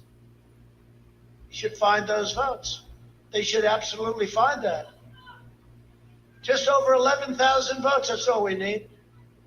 They defrauded us out of a win in Georgia, and we're not going to forget it. Nah, we voted, boo. So the state of Georgia is where we will turn our attention to next. I want to emphasize that our investigation into these issues is still ongoing. As I stated in our last hearing, if you have relevant information or documentary evidence to share with the Select Committee, we welcome your cooperation. But we will share some of our findings with you today. Secretary Raffensperger, thank you for being here today. You've been a public servant in Georgia since 2015, serving first as a member of the Georgia House of Representatives, and then since January 2019 as Georgia's Secretary of State. As a self-described conservative Republican, is it fair to say that you wanted President Trump to win the 2020 election? Yes, it is. Mr. Secretary, many witnesses have told the Select Committee that Election Day, November 3rd, 2020, was a largely uneventful day in their home states. In spite of the challenges of conducting an election during a pandemic, you wrote in the Washington Post that the election was, quote, successful. Tell us, what was your impression of how Election Day had proceeded in Georgia?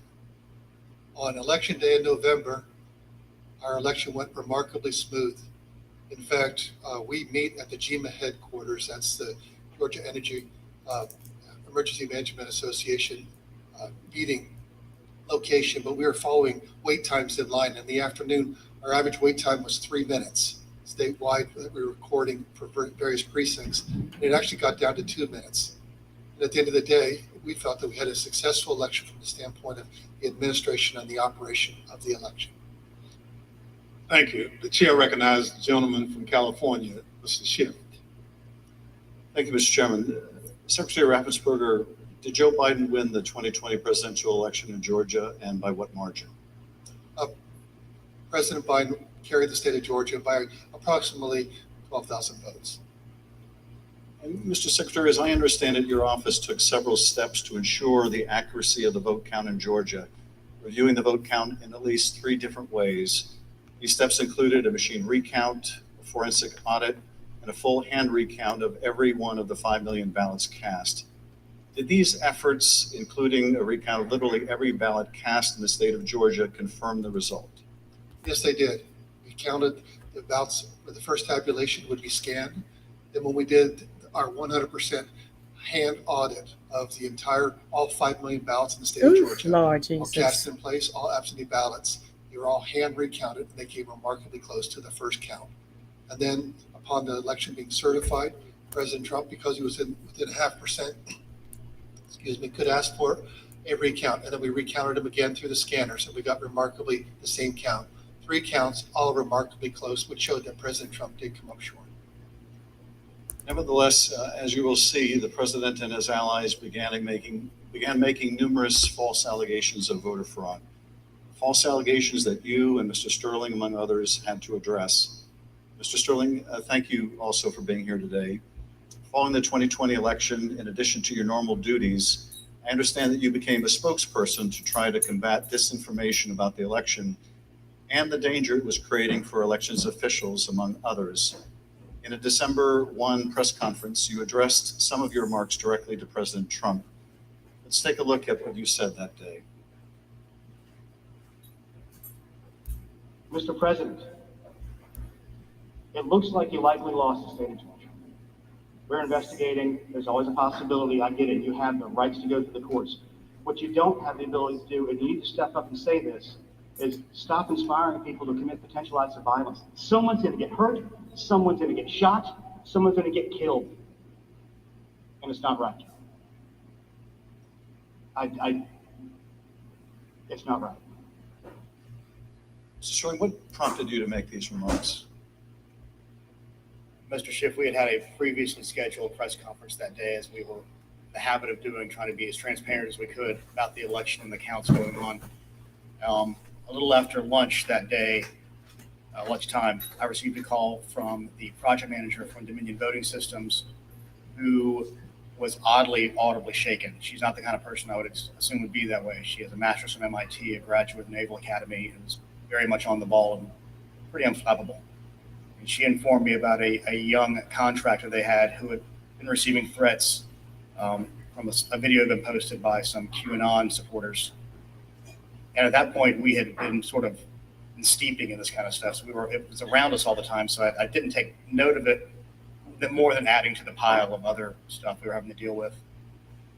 And I did pull up Twitter, and I scrolled through it, and I saw the young man's name. There was a particular tweet that, for lack of a better word, was a straw that broke the camel's back. Had a young man's name, it was a very unique name. I believe it was a first-generation American. And it said, had his name, "You committed treason. May God have mercy on your soul," with a slowly twisting gif of a noose. And for lack of a better word, I lost it. I just got irate. My boss was with me at the time, the Deputy Secretary, Jordan Fuchs. She could tell that I was angry. I tend to turn red from here up when that happens. That happened at that time. And she called Secretary Raffensperger to say, "We're seeing these kind of threats, and Gabe thinks we need to say something about it." And the Secretary said yes, and that's what prompted me to do what I did. I lost my temper, but it seemed necessary at the time because it was just getting worse and I could not tell you why that particular one was the one that put me over the edge, but it did.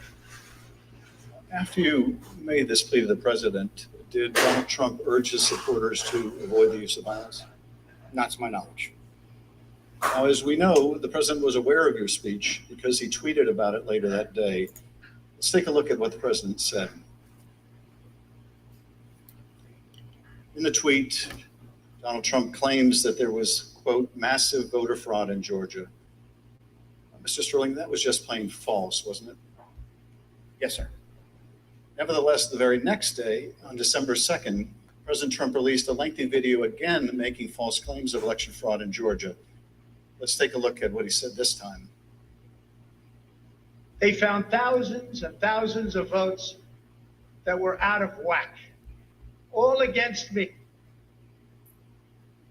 In fact, the day after Donald Trump released that video, so now we're talking just 2 days after the emotional warning that you gave that someone's going to get killed, representatives of President Trump appeared in Georgia, including Rudy Giuliani, and launched a new conspiracy theory that would take on a life of its own and threaten the lives of several innocent election workers. This story falsely alleges that sometime during election night, election workers at the State Farm Arena in Atlanta, Georgia, kicked out poll observers. After the observers left, the story goes, these workers pulled so-called suitcases of ballots from under a table and ran those ballots through counting machines multiple times. Completely without evidence, President Trump and his allies claimed that these suitcases contained as many as 18,000 ballots, all for Joe Biden. None of this was true. But Rudy Giuliani appeared before the Georgia State Senate and played a surveillance video from State Farm Arena, falsely claiming that it showed this conspiracy taking place. Here's a sample of what Mr. Giuliani had to say during that hearing. And when you look at what you saw on the video, which to me was a smoking gun, powerful smoking gun, well, I don't have to be a genius to figure out what happened. And I don't have to be a genius to figure out that those votes are not legitimate votes. You don't put legitimate votes under a table. No. Wait until you throw the opposition out and in the middle of the night count them. We would have to be fools to think that. President Trump's campaign amplified Giuliani's false testimony in a tweet, pushing out the video footage. Giuliani likewise pushed out his testimony on social media. As you can see in this tweet, Mr. Giuliani wrote that it was, quote, now beyond doubt, unquote, that Fulton County Democrats had stolen the election. Later in this hearing, we'll hear directly from one of the election workers in this video about the effect these lies had on her and on her family. Mr. Sterling, did the investigators in your office review the entire surveillance tape from the State Farm Arena on election night? They actually reviewed approximately 48 hours going over the time period where action was taking place at the counting center at State Farm Arena. And what did the tape actually show? Depending on which time you want to start, because as was mentioned, this conspiracy theory took on a life of its own, where they conflated a water main break that wasn't a water main break and throwing observers out and a series of other things. What it actually showed was Fulton County election workers engaging in normal ballot processing. One of the specific things, one of the things that was very frustrating was the so-called suitcases of ballots from under the table. If you watch the entirety of the video, you saw that these were election workers who were under the impression they were going to get to go home around 10:30. People are putting on their coats. They're putting ballots that are prepared to be scanned into ballot carriers that are then sealed with tamper-proof seals so that they can, they're not messing with. It's an interesting thing because you watch there's 4 screens of the video. And as you're watching it, you can see the election monitors in the corner with the press as they're taking these ballot carriers and putting them under the table. You see it there. One of the other hidden ones, if you looked at the actual tape, was on the outside of the table, just from the camera angle. You couldn't see it originally. And this goes under the no good deed goes unpunished. We were told that we were at GEMA, as the secretary pointed out, and we were told that it looked like they were shutting down the Fulton County counting. Secretary expressed some displeasure at that because we wanted to everybody keep counting so we could get to the results and know what was happening. So our elections director called their elections director, who was at another location because this was election day. There was 2 different places where ballot things were being done by the Fulton County office. So he called the elections director of Fulton, then called Ralph Jones, who was at the State Farm Arena, and said, "What the heck are you doing? Go ahead and stay." As you watch the video itself, you see him take the phone call as people are putting things away, getting ready to leave. You can tell for about 15, 20 seconds, he does not want to tell these people they have to stay. He walks over, he thinks about it for a second. You see him come back to the corner of a desk and kind of slumps his shoulders and says, "Okay, y'all, we got to keep on counting." And you see him take their coats off, get the ballots out. And then a secondary thing that you'll see on there is you'll have people who are counting ballots who a batch will go through, they will take them off and run that through again. What happens there is a standard operating procedure. If there is a misscan, if there's a misalignment, if it doesn't read right, these are high speed, high capacity scanners. So 3 or 4 will go through after a misscan. You have to delete that batch and put it back through again. And by going through the hand tally, as the secretary pointed out, we showed that if there had been multiple ballots scanned without the corresponding physical ballot, your counts would have been a lot higher than the ballots themselves. And by doing the hand tally, we saw 2 specific numbers that were met. The hand tally got us to a 0.1053% off of the total votes cast and 0.0099% on the margin, which is essentially dead on accurate. Most academic studies say on a hand tally you'll have between 1% and 2%, but because we use ballot marking devices where it's very clear what the voter intended, it made it a lot easier for us to conduct that hand count and show that none of that was true. Now, I understand that when you reviewed these tapes and did the analysis, it disproved this conspiracy theory.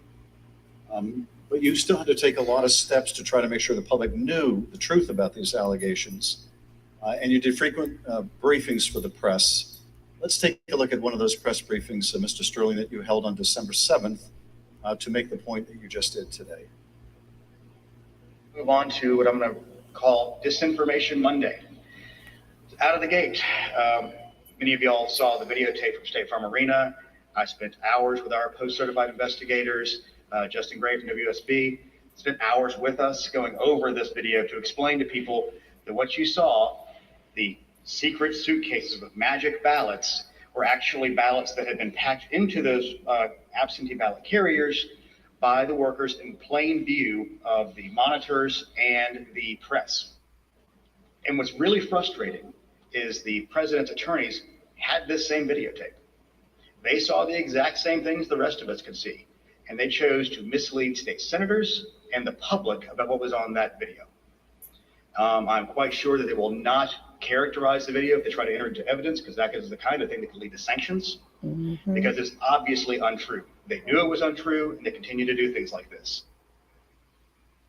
Mr. Sterling, despite the efforts by your office to combat this misinformation by speaking out publicly and through local media, you were unable to match the reach of President Trump's platform and social media megaphone spreading these false conspiracy theories. What was it like to compete with a president who had the biggest bully pulpit in the world to push out these false claims? For lack of a better word, it was frustrating. But oftentimes I felt our information was getting out, that there was a reticence of people who needed to believe it because the President of the United States, whom many looked up to and respected, was telling them it wasn't true, despite the facts. And I characterized at one point, it was kind of like a shovel trying to empty the ocean. And yes, it was frustrating. I even have family members who I had to argue with about some of these things. And I would show them things. And the problem you have is you're getting to people's hearts. I remember there's one specific attorney that we know that we showed and walked him through. This wasn't true. Okay, I get that. This wasn't true. Okay, I get that. This wasn't 5 or 6 things. But at the end, he goes, I just know in my heart they cheated. That's just, and so once you get past the heart, the facts don't matter as much. Right. And our job, from our point of view, is to get the facts out, do our job, tell the truth, follow the Constitution, follow the law, and defend the institutions and the institutions held. Let's take a look at what you were competing with. This is the former president speaking in Georgia on December 5th. Evidence of fraud is overwhelming. And again, I'm going to ask you to look up at that very, very powerful and very expensive screen. hidden cases of possible ballots are rolled out from under a table. 4 people under a cloud of suspicion. So if you just take the crime of what those Democrat workers were doing, and by the way, there was no water main break. You know, they said there was no water main break. That's 10 times more than I need to win this state. 10 times more. It's 10 times, maybe more than that, but it's 10 times more because we lost by a very close number. You lost. This committee's hearing last Monday, we heard from senior federal law enforcement officials, from the senior-most federal law enforcement official in Atlanta at the time, U.S. Attorney for the Northern District, B.J. Pack, as well as former Attorney General Bill Barr. They both testified that the allegations were thoroughly investigated and found to have no merit. Here is U.S. Attorney Pack. To go to Attorney General Barr, I told him that we looked into it. We've done several things, including interviewing the witnesses. I listened to the tapes and reviewed the videotape myself, and that there was nothing there. Giuliani was wrong in representing that this was a suitcase full of ballots. And here's what Attorney General Bill Barr had to say about the same allegations. Took a hard look at this ourselves, and based on our review of it, including the interviews of the key witnesses, the Fulton County allegations had no merit. We also have testimony from senior Department of Justice officials establishing that they specifically told President Trump these allegations had been thoroughly investigated and were completely without merit. Here's Acting Deputy Attorney General Richard Donahue describing a phone conversation in which he specifically told President Trump that these allegations were false. And kept fixating on this suitcase that supposedly had fraudulent ballots, and that the suitcase was rolled out from under the table. And I said, no, sir, there is no suitcase. You can watch that video over and over. There is no suitcase. There is a wheeled bin where they carry the ballots. No matter how many times senior Department of Justice officials, including his own Attorney General, told the president that these allegations were not true, President Trump kept promoting these lies and putting pressure on state officials to accept them. On January 2nd, the president had a lengthy telephone conversation with Secretary Raffensperger. Prior to the president's call, though, I want to share a bit of important context. First, the White House, including the former president's chief of staff, Mark Meadows, repeatedly called or texted the secretary's office some 18 times in order to set up this call. They were quite persistent. Second, Chief of Staff Mark Meadows took the extraordinary step of showing up at a signature audit site in Georgia, where he met with Secretary Raffensperger's chief investigator, Francis Watson, who was supervising that audit process. Behind me is a photograph from that visit. Third, the day after Meadows' Georgia visit, he set up a call between President Trump and Francis Watson. On the call between President Trump and Georgia investigator Francis Watson, the former president continued to push the false claim that he'd won the state of Georgia. Let's listen to that part of the conversation.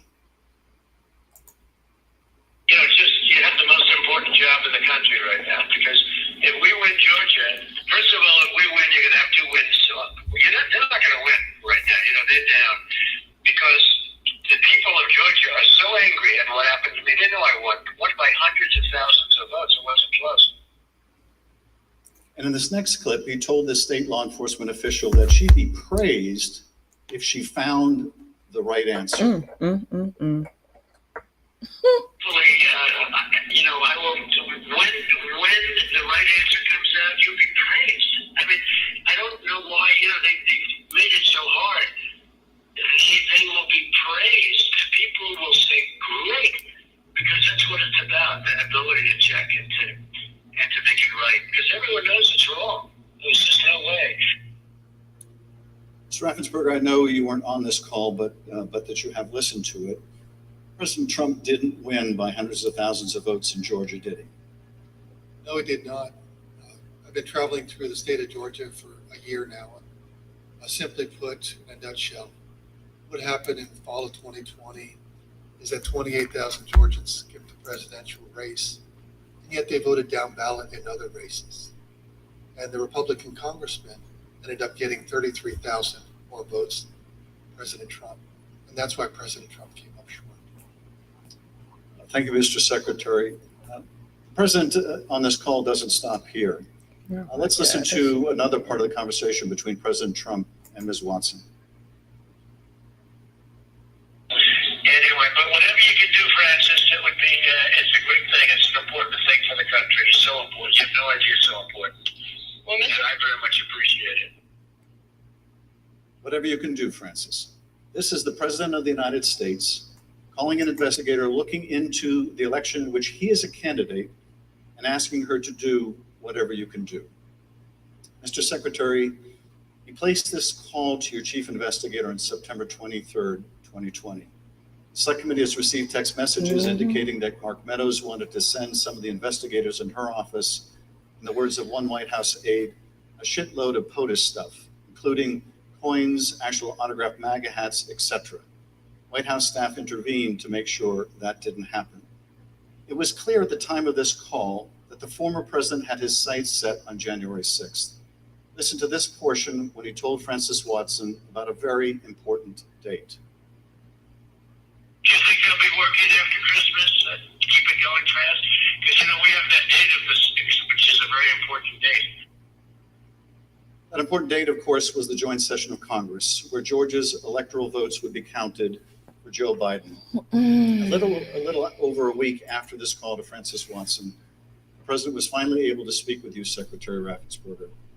Bear in mind, as we discuss this call today, that by this point in time, early January, the election in Georgia had already been certified.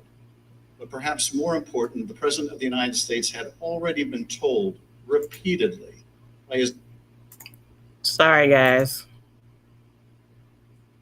Oh my God, these emails are driving me crazy. His own top Justice Department officials that the claims he was about to make to you about massive fraud in Georgia were completely false.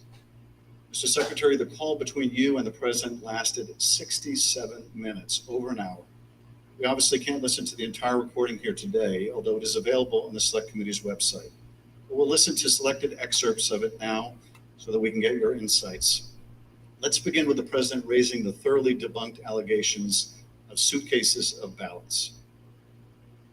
In an official voter box, they were in what looked to be suitcases, trunks, suitcases, but they weren't in voter boxes.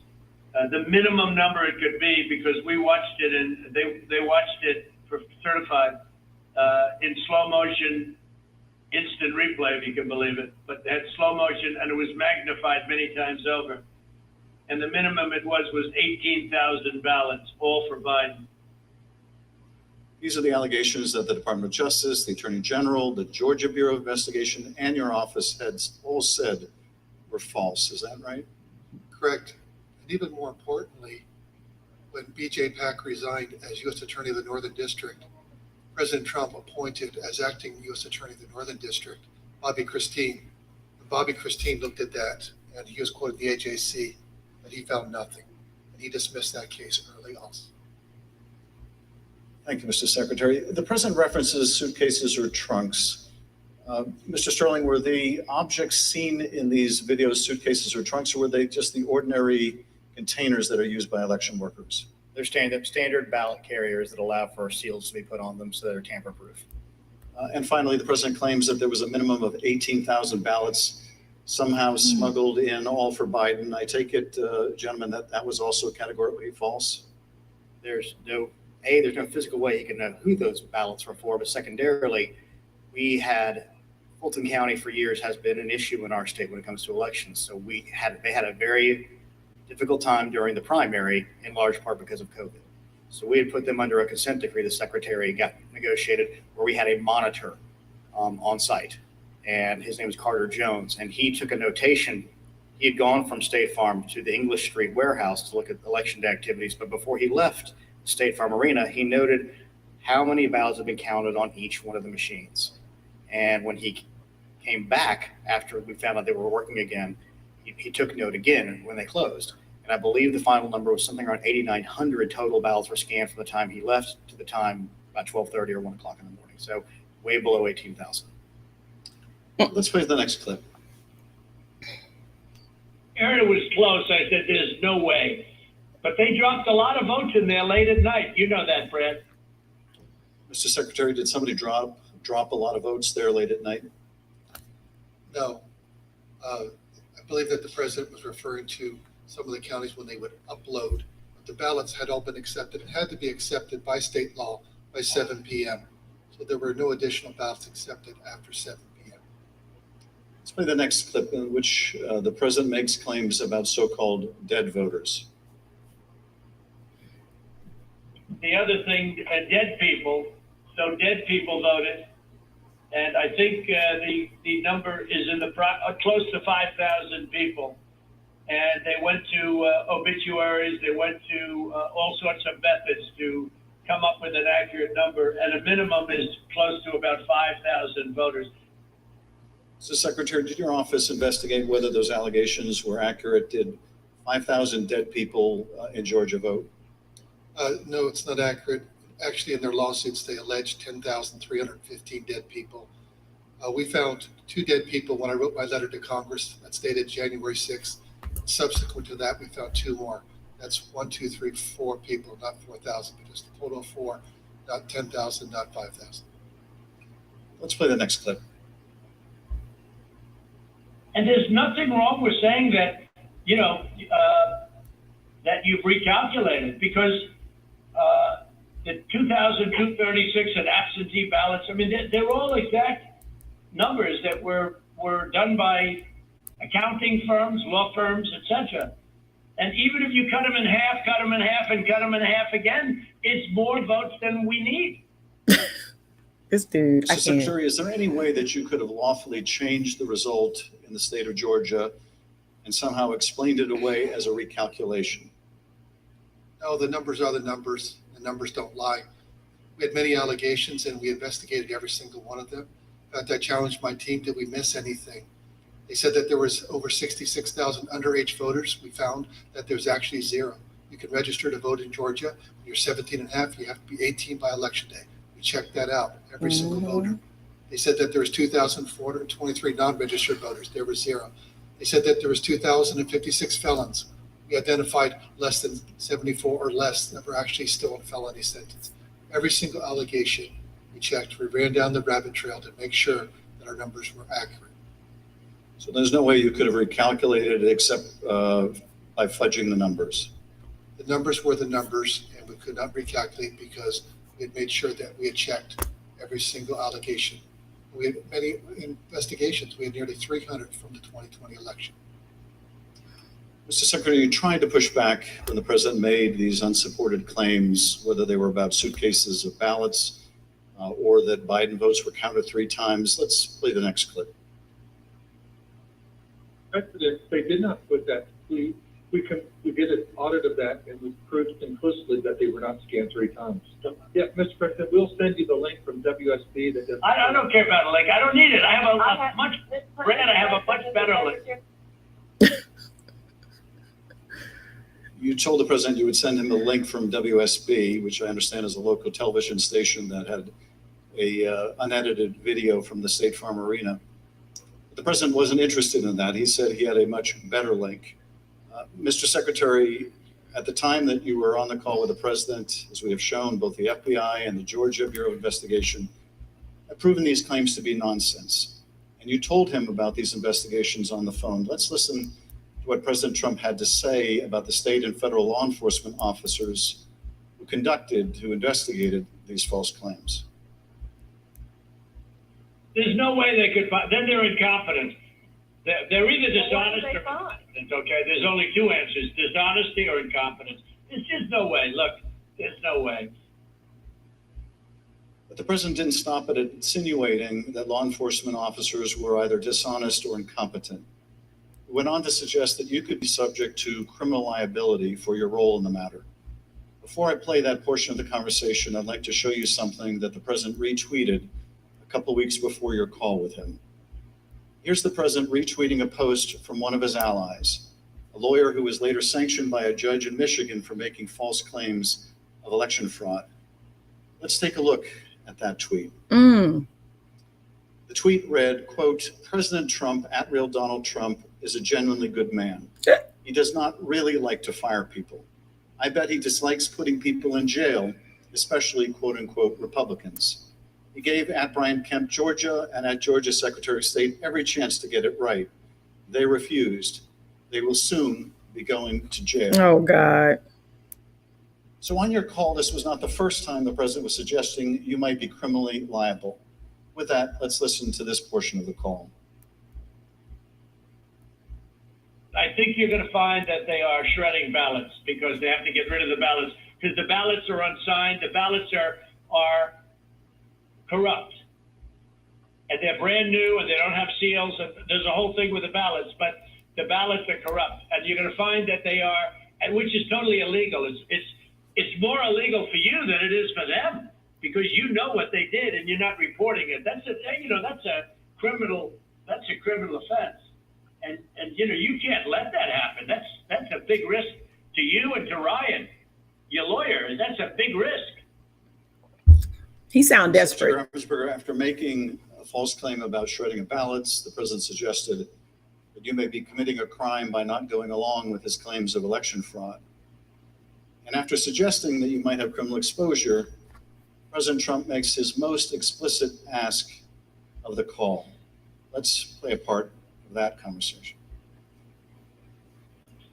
So, look, all I want to do is this. I just want to find 11,780 votes, which is one more than we have, because we won the state. Mr. Secretary, was the president here asking you for exactly what he wanted? One more vote than his opponent. What I knew is that we didn't have any votes to find. We had to continue to look. We investigated, like I just shared the numbers with you. There were no votes to find. That was an accurate count that had been certified.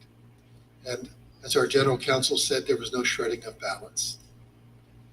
Mr. Secretary, after making this request, the president then goes back to the danger of having you deny these allegations of fraud. Let's listen to that part of the clip. And I watched you this morning and you said, well, there was no criminality, but I mean, all of this stuff is very dangerous stuff. When you talk about no criminality, I think it's very dangerous for you to say that. Secretary Raffensperger, you wrote about this in your book, and you said, quote, "I felt then and still believe today that this was a threat. Others obviously thought so too, because some of Trump's more radical followers have responded as if it was their duty to carry out this threat." Mm-hmm. Please tell us what you, your wife, even your daughter-in-law experienced regarding threats from Trump's more radical followers. Well, after the election, my email, my cell phone was doxxed, and so I was getting texts all over the country. And then eventually, my wife started getting a text, and hers typically came in as sexualized texts, which were disgusting. You have to understand that Trish and I, we met in high school. We've been married over 40 years now, and so they started going after her. I think just to probably put pressure on me. Why don't you just quit, walk away? And so that happened. And then some people broke into my daughter-in-law's home. And my son has passed, and she's a widow and has 2 kids. And so we're very concerned about her safety also. Wow. Mr. Secretary, why didn't you just quit and walk away? Because I knew that we had followed the law, we had followed the Constitution. And I think sometimes moments require you to stand up and just take the shots. You're doing your job. That's all we did. We just followed the law and we followed the Constitution. And at the end of the day, President Trump came up short. But I had to be faithful to the Constitution. That's right. That's what I swore an oath to do. During the remainder of the call, the former president continued to press you to find the remaining votes that would ensure his victory in Georgia. Let's listen to a little more. Why wouldn't you want to find the right answer, Brad, instead of keep saying that the numbers are right? So look, can you get together tomorrow? And Brad, we just want the truth. It's simple. And And everyone's going to look very good if the truth comes out. It's okay. It takes a little while, but the truth come out.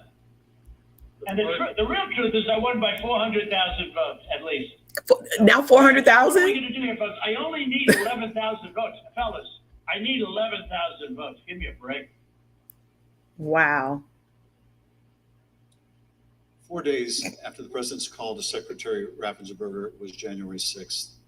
The president whipped up the crowd in front of the ellipse, once again promoting the allegation that Secretary Raffensperger, the president's own attorney general, told him was false.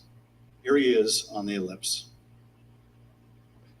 In Fulton County, Republican poll watchers were ejected, in some cases physically, from the room under the false pretense of a pipe burst, water main burst, everybody leave, which we now know was a total lie.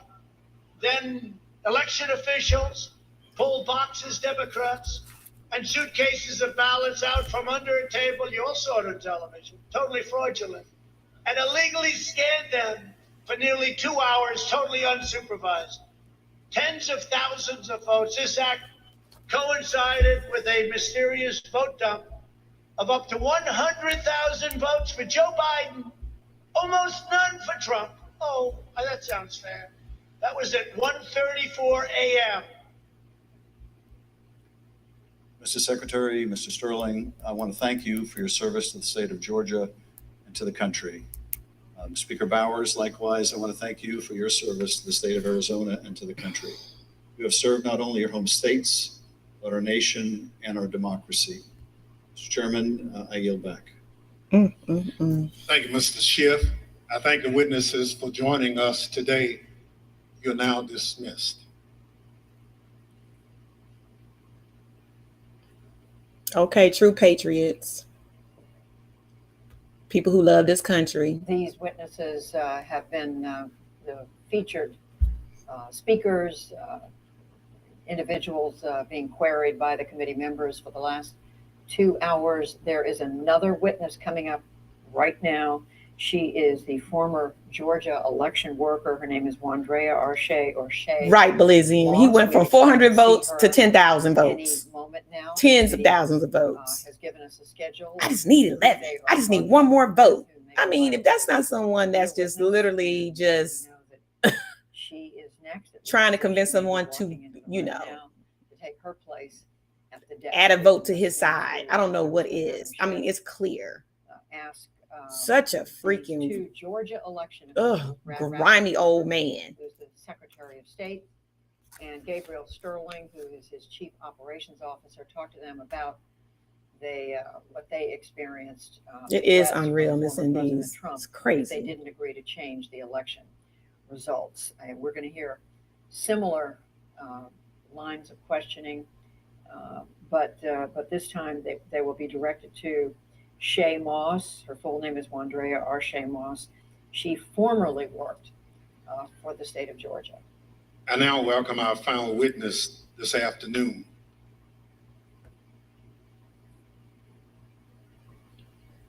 Wandrea Shay Moss.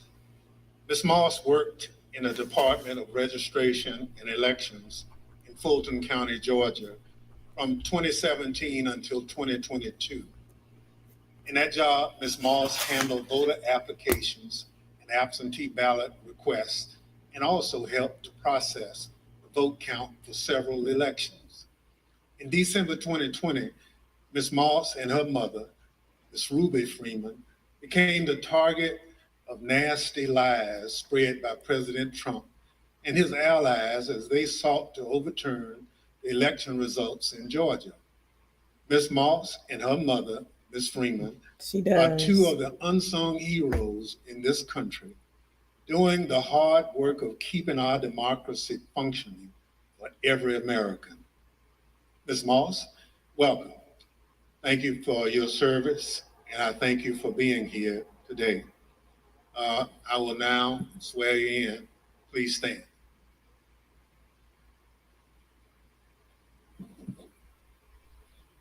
Do you swear or affirm on the penalty of perjury that the testimony you're about to give is the truth, the whole truth, and nothing but the truth? So help you God. Thank you. Please be seated. She got her nails done, didn't she? Let the record reflect that the witness answered in the affirmative. Ms. Moss, thank you very much for being here today. I understand that you are here along with your mother today. Would you like to introduce your mama?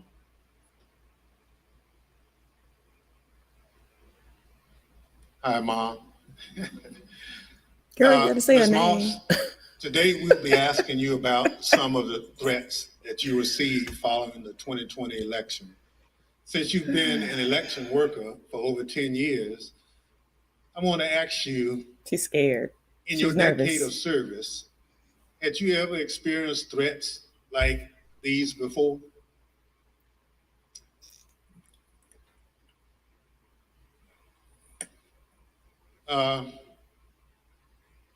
Don't be nervous. I understand. So, and I want to make sure that the record reflects that you've done it for quite a while and you never received a threat. And your answer was no. Thank you. Pursuant to Section 5C8 of the House Resolution 503, the chair recognizes the gentleman from California, Mr. Schiff, for questions. Good afternoon, Ms. Moss. Thank Right, you for being Walker. here. I understand that you were employed by the Fulton County Right. Registration and Elections Department for more than 10 years, and I understand that you love that job. Please tell us what made you so fond of the work that you did.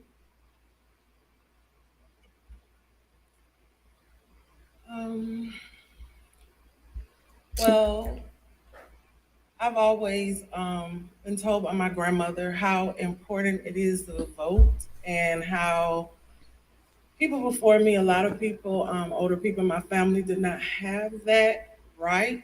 So what I loved most about my job were the older voters. Younger people could usually do everything from their phone or go online, but the older voters like to call, they like to talk to you, they like to get my card, they like to know that every election I'm here. And like even college students, a lot of parents trust in me to make sure their child does not have to drive home. They'll get an absentee ballot, they can vote, and I really found pleasure in that. I like being the one that, if someone can't navigate my voter page or, they want a new precinct card, they don't have a copy machine or a computer or all of that, I could put it in the mail for them. I was excited always about sending out all the absentee ballots for the elderly, disabled people. I even remember driving to an hospital to give someone her absentee application. That's what I love the most. So you really enjoyed helping people vote and participate, and that was something, the right to vote, that your grandmother taught you was precious. Yeah. Well, I know the events that we're here to talk about today are incredibly difficult to relive. Your proud service as an election worker took a dramatic turn on the day that Rudy Giuliani publicized a video of you and your mother counting ballots on election night. President Trump, Rudy Giuliani, and others claimed on the basis of this video that you and your mother were somehow involved in a plot to kick out observers, bring suitcases of false ballots for Biden into the arena, and then run them through the machines multiple times.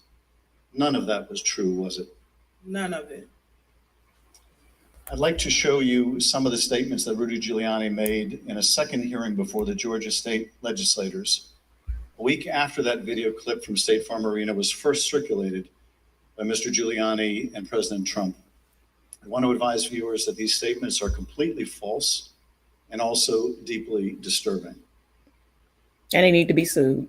Tape earlier in the day of Ruby Freeman and Shay Freeman Moss and one other gentleman quite obviously surreptitiously passing around USB ports as if they're vials of heroin or cocaine. I mean, it's obvious to anyone who's a criminal investigator or prosecutor, they are engaged in surreptitious illegal activity again that day. And that's a week ago, and they're still walking around Georgia lying. They should have been questioned already.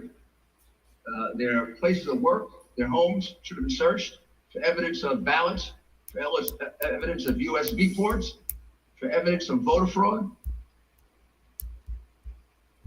That video was from Rudy Giuliani's appearance at a Georgia State Senate hearing on December 10.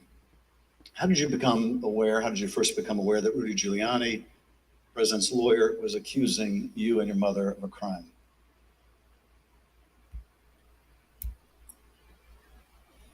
I was at work, like always, and the former chief, Mr. Jones, asked me to come to his office. And when I went to his office, the former director, Mr. Barron, was in there, and they showed me a video on their computer.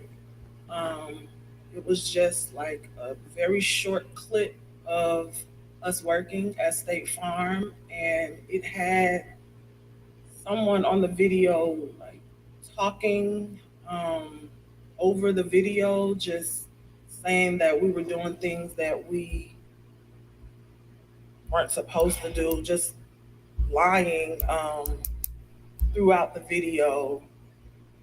And that's when I first found out about it. And were there social media posts that they showed you responding to those false claims? Well, when I saw the video, of course, the first thing that I said was like, why? Why are they doing this? What's going on?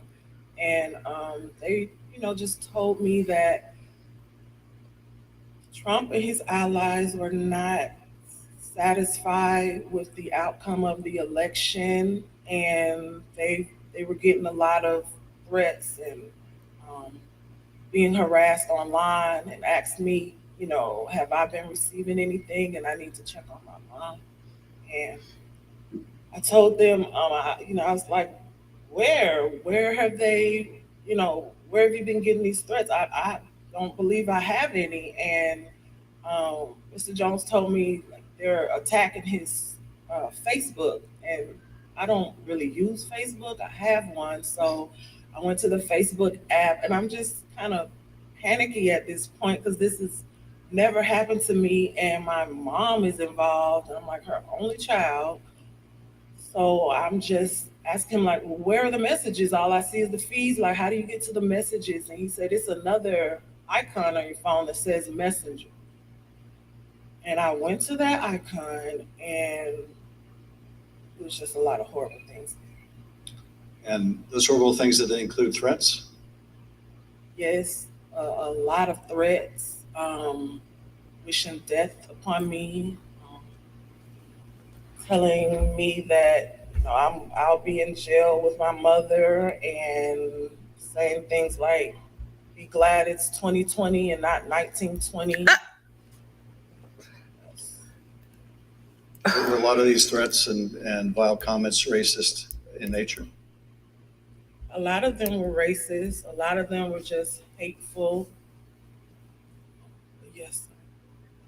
In one of the videos we just watched, Mr. Giuliani accused you and your mother of passing some sort of USB drive to each other. What was your mom actually handing you on that video? A ginger mint.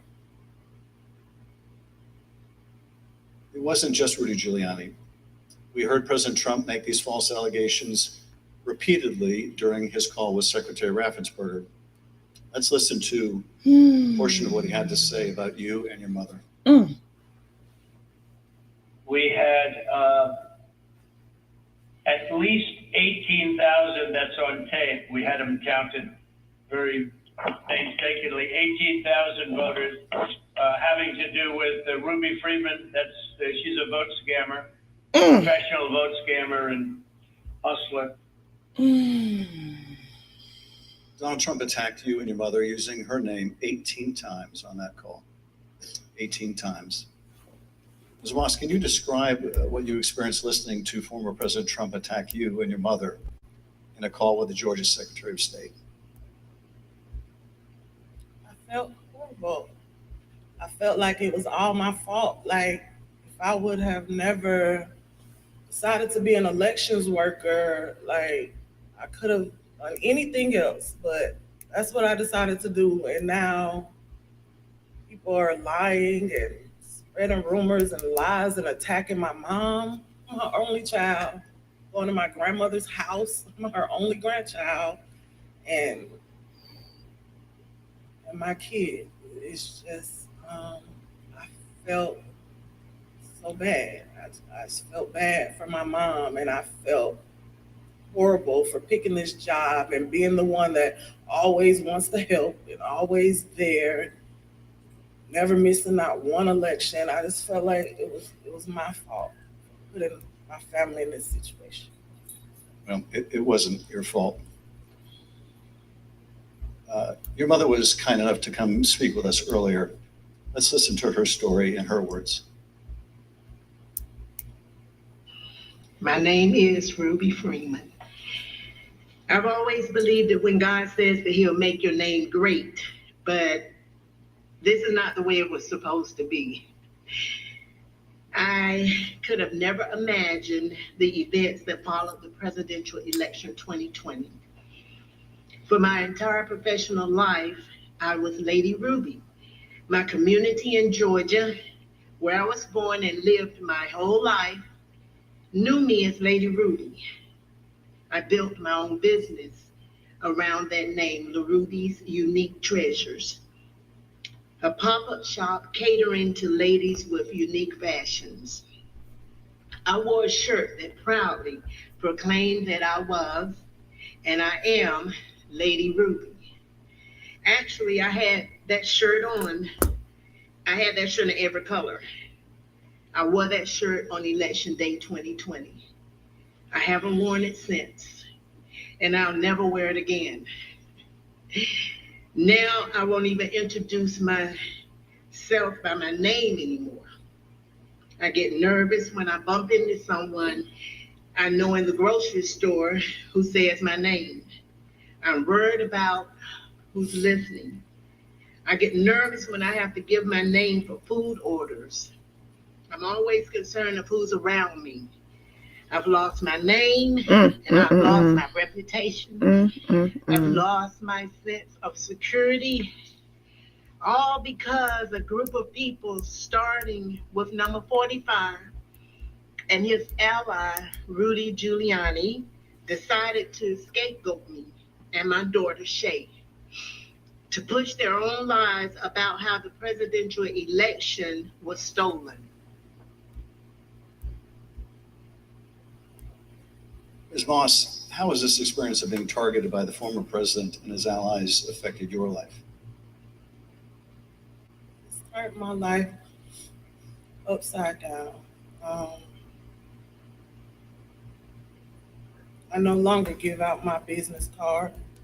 I don't transfer calls. I don't want anyone knowing my name. I don't want to go anywhere with my mom because she might yell my name out over the grocery aisle or something.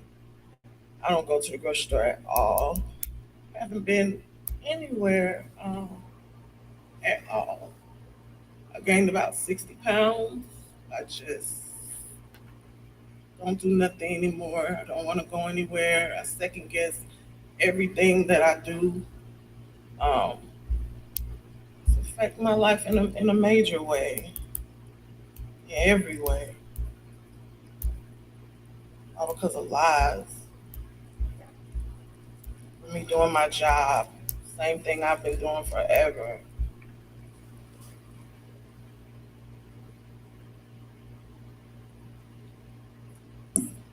Your mother also told this committee about how she had to leave her own home for her safety and go into hiding after the FBI told her that it would not be safe for her there before January 6th and until the inauguration. Let's listen to a clip of her story in her own words.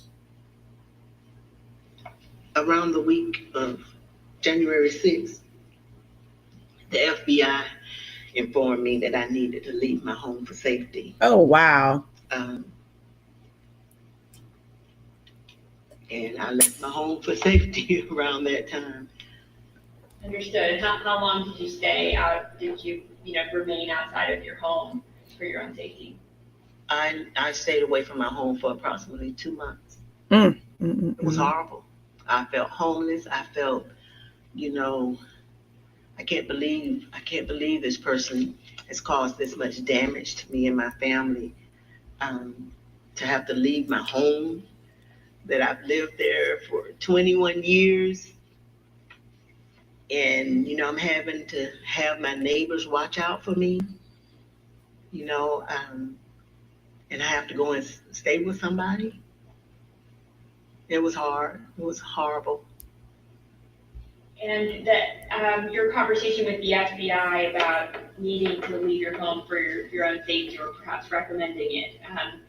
Do you remember, was there a specific threat that prompted that, or was it the accumulation of threats that you had received? What prompted it was getting ready to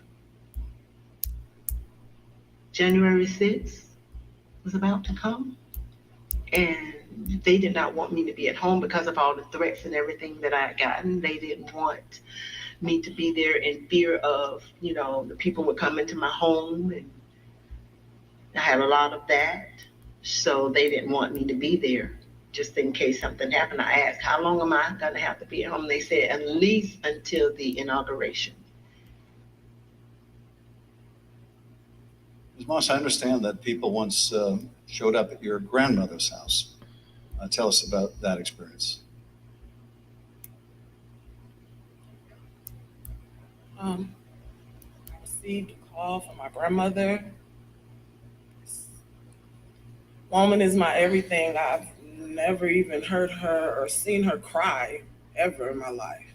And she called me screaming at the top of her lungs, like, Shay, oh my gosh, Shay, just freaking me out, saying that there were people at her home, and they, they knocked on the door, and of course she opened it, and seeing who was there, who it was, and they just started pushing their way through, claiming that they were coming in to make a citizen's arrest. What? They needed to find me and my mom. They knew we were there. Oh my God. And she was just screaming and didn't know what to do. And I wasn't there, so, I just felt so helpless and so horrible for her. And she was just screaming. I told her to close the door. Don't open the door for anyone. And she's a 70-something, I won't say, year-old woman, and she doesn't like having restrictions. She wants to answer the door. She likes to get her steps in, walking around the neighborhood. And I had to tell her, like, you can't do that. You have to be safe. She would tell me that at night, people would just continuously send pizzas over and over to her home, and they was expecting her to pay for these large amounts of pizzas. And she went through a lot that she didn't have to. Once again, it made me just so horrible. In addition to the personal impact this experience has had on you and your family, one of the things that I find most disturbing is how these lies discourage longtime election workers from continuing to do this important work. Tell us, if you would, of the other election workers shown in that State Farm Arena video and their supervisors. How many are still election workers in Fulton County? There is no permanent election worker or supervisor in that video that's still there. Did you end up leaving your position as well? Yes, I left. Ms. Moss, I want to thank you for coming to speak with us and to thank you for your service to our democracy. What we have just played is a truly horrible and appalling sample, but just a sample of the things that were said about you and your mother following the election. want to say how very sorry I think we all are for what you've gone through. And tragically, you're not alone. Other election workers around the country have also been the subject of lies and threats. No election worker should be subject to such heinous treatment just for doing their job. With your permission, I would like to give your mother the last word. Yes. We're just going to play the tape. There is nowhere I feel safe. Nowhere. Do you know how it feels to have the President of the United States to target you? The President of the United States is supposed to represent every American, not to target one. But he targeted me, Lady Ruby, a small business owner, a mother, a proud American citizen who stand up to help Fulton County run an election in the middle of the pandemic. Thank you, Ms. Moss. Thank you, Ms. Freeman, or as America now knows her, Lady Ruby. Now we all For know service her. to Fulton County, Georgia, our country, and our democracy. Mr. Chairman, I yield back. Thank you, Mr. Schiff. Ms. Moss, I want to thank you for sharing with us the very troubling story of what you and your mother experienced. The harassment of election workers like you simply for doing your duty as public servants poses a threat to our democratic process. Your testimony is an important contribution to the work of our committee and serves as a reminder to all of us that the safety of local election officials is vital to ensuring that our elections are always free and fair. I want to thank our witness for joining us today. The members of the Select Committee may have additional questions for today's witness, and we ask that you respond expeditiously in writing to those questions. Without objection, members will be permitted 10 business days to submit statements for the record, including opening remarks and additional questions for the witness. Without objection, the chair recognizes the gentleman from California, Mr. Schiff, for a closing statement. For more than 200 years, our democracy has been distinguished by the peaceful transfer of power. When an American raises their right hand and takes the presidential oath of office, they are transformed from an ordinary citizen into the most powerful person in the world, the president. This is an awesome power to acquire. It is even more awesome when it is handed on peacefully. When George Washington relinquished the office of the presidency, it set a precedent that served as a beacon for other nations struggling against tyranny. When Ronald Reagan described it as a kind of miracle in the eyes of the world, he was exactly right. Other countries use violence to seize and hold power, but not in the United States, not in America. When Donald Trump used the power of the presidency to try to stay in office after losing the election to Joe Biden, he broke that sacred and centuries-old covenant. Whether his actions were criminal will ultimately be for others to decide. But what he did was, without a doubt, unconstitutional. It was unpatriotic, Yes. and it was fundamentally un-American. And when he used the power of his presidency to put the enormous pressure on state, local, and local elections officials and his own vice president, it became downright dangerous. On January 6th, that pressure became deadly. Ruby Freeman said that the president is supposed to protect every American, not target them. And she is right.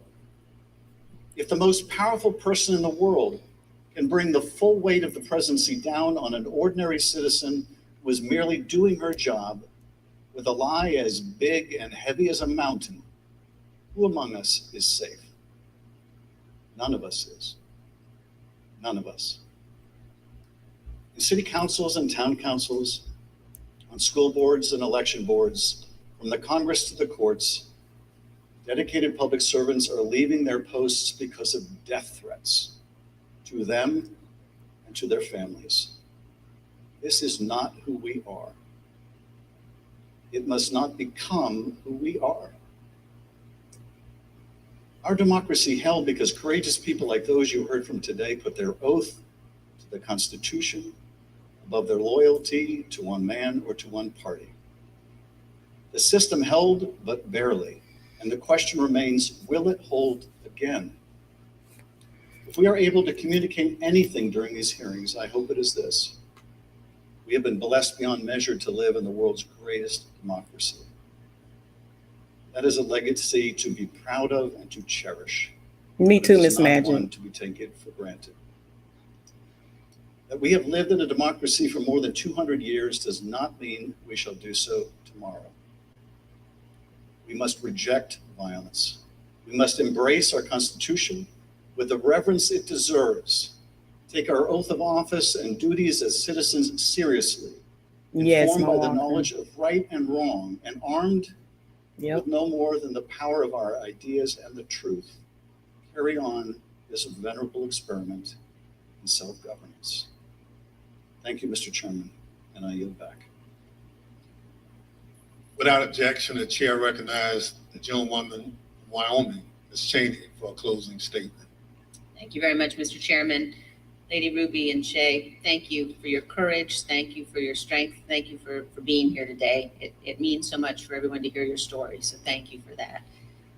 We have had tremendous testimony today. We've been reminded that we're a nation of laws, and we've been reminded by you and by Speaker Bowers and Secretary of State Raffensperger and Mr. Sterling that our institutions don't defend themselves. Individuals do that. And we've reminded that it takes public servants. It takes people who've made a commitment to our system to defend our system.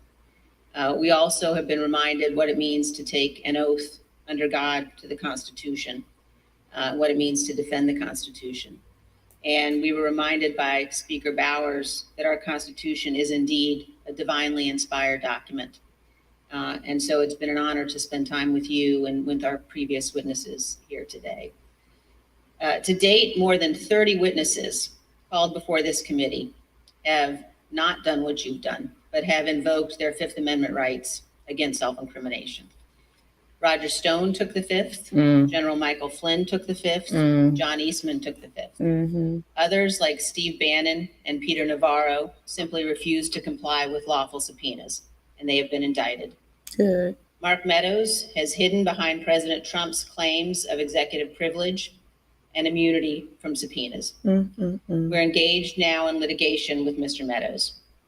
The American people in our hearings have heard from Bill Barr, Jeff Rosen, Richard Donahue, and many others who stood up and did what is right. And they will hear more of that testimony soon. But the American people have not yet heard from Mr. Trump's former White House counsel, Pat Cipollone. Our committee is certain that Donald Trump does not want Mr. Cipollone to testify here. Indeed, our evidence shows that Mr. Cipollone and his office tried to do what was right. They tried to stop a number of President Trump's plans for January 6th. Today, and in our coming hearings, you will hear testimony from other Trump White House staff explaining what Mr. Cipollone said and did, including on January 6th. But we think the American people deserve to hear from Mr. Cipollone personally. He should appear before this committee, and we are working to secure his testimony. Thank you, Mr. Chairman. I yield back. People answer the call to public service in such different ways. Some run for office. Some volunteer to make sure their neighbors can get to their voting locations. Some work at polling sites to help election day go smoothly. Some look into problems to guarantee our elections are secure and accurate, just to name a few. As I mentioned at the start of this hearing, when we talk about our democratic institutions, we're talking about these individuals and many others who do these jobs across the country. They represent the backbone of our democracy at its most important moments, when the citizens cast their votes and when those votes are counted. We've heard the stories of their courage. They've earned the thanks of a grateful nation. But for Donald Trump, these witnesses and others like them were another roadblock to his attempt to cling to power. On Thursday, we'll hear about another part of that scheme, his attempt to corrupt the country's top law enforcement body, the Justice Department, to support his attempt to overturn the election. Just as we heard today that Donald Trump was deeply involved in the scheme to pressure state officials to overturn the election results, we will hear on Thursday that Donald Trump was also the driving force behind the effort to corrupt the Justice Department. Listen to this clip from the former acting Attorney General, Richard Donahue. The president said, suppose I do this, suppose I replace him, Jeff Rosen, with him, Jeff Clark. What do you do? And I said, sir, I would resign immediately. There is no way I'm serving 1 minute under this guy, Jeff Clark. You'll hear from Mr. Donahue in person on Thursday as my colleague, Mr. Kinzinger, presents details about this plan. The chair requests those in the hearing room remain seated until the Capitol Police have escorted members from the room.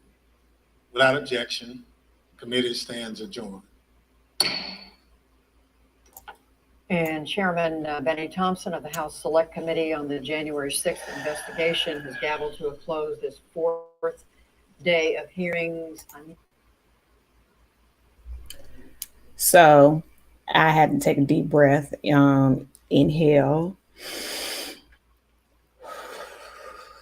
and exhale. Do it one more time.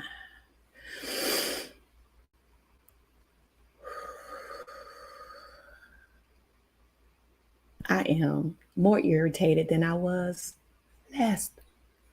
on the third day or the third day of the hearing. The President of the United States, that big orange clown, had the audacity to go after these Black women.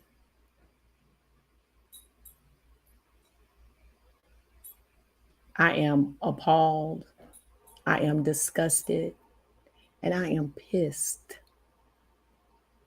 If you are a Trump supporter right now today, I advise you to unsubscribe to this channel. And I'm going to say it every freaking time. And if you're Black and you still support that clown, unsub from my freaking channel. You are not welcome here. And I welcome everybody, but your ass can't come here. Period. This is disgusting because you lost. Got these damn things up in here right now.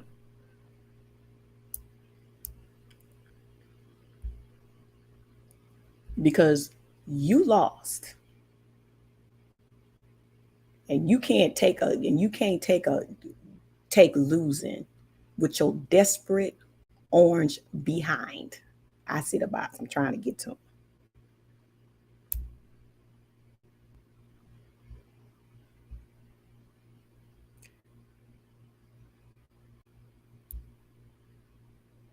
That you freaking come in here to fucking, I don't want some piss off right now. I'm doing myself. Okay. That you go after regular people that's just trying to do what good citizens do. Take the time out to,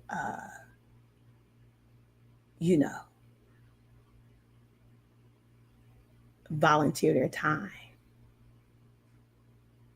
or get paid. I don't know. Maybe they got paid. I don't know, but I'm sure it wasn't much. But you old white geezer piece of trash. Go after these women, black women, mind you. So anybody that sit over here and try to say that Donald Trump is not a racist, you a dumbass. And yes, he is a bully. And that Giuliani is racist too. But y'all so busy trying to tell us about some freaking stuff that Biden did 40 years ago.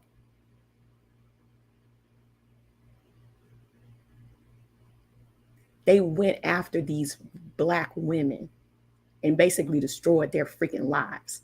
Here we are again with some bull crap.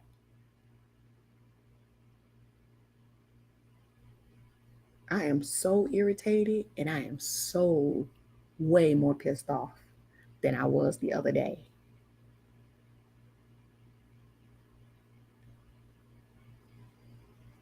If y'all don't get y'all behinds out there and vote and make sure this fool does not run or be in office again, really, unsubscribe from my channel, for real. Because this right here alone should let you know. I cannot, oh my God, I'm just unfreaking believable. Hi, Mel MC, NYC, how are you doing? I'm trying to keep my cool for real. Y'all just don't even understand. I am really trying to just be chill. I did not realize all that happened to these ladies who took their time out to go and participate because they felt like they were doing the right thing.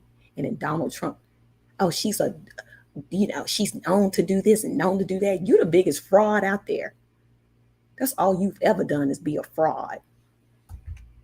Your big orange ass.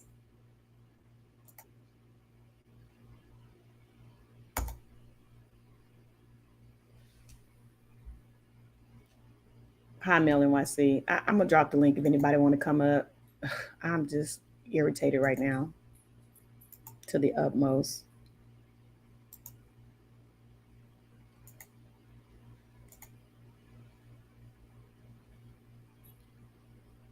And it is true what you said, Mo Walker. We cannot stop doing,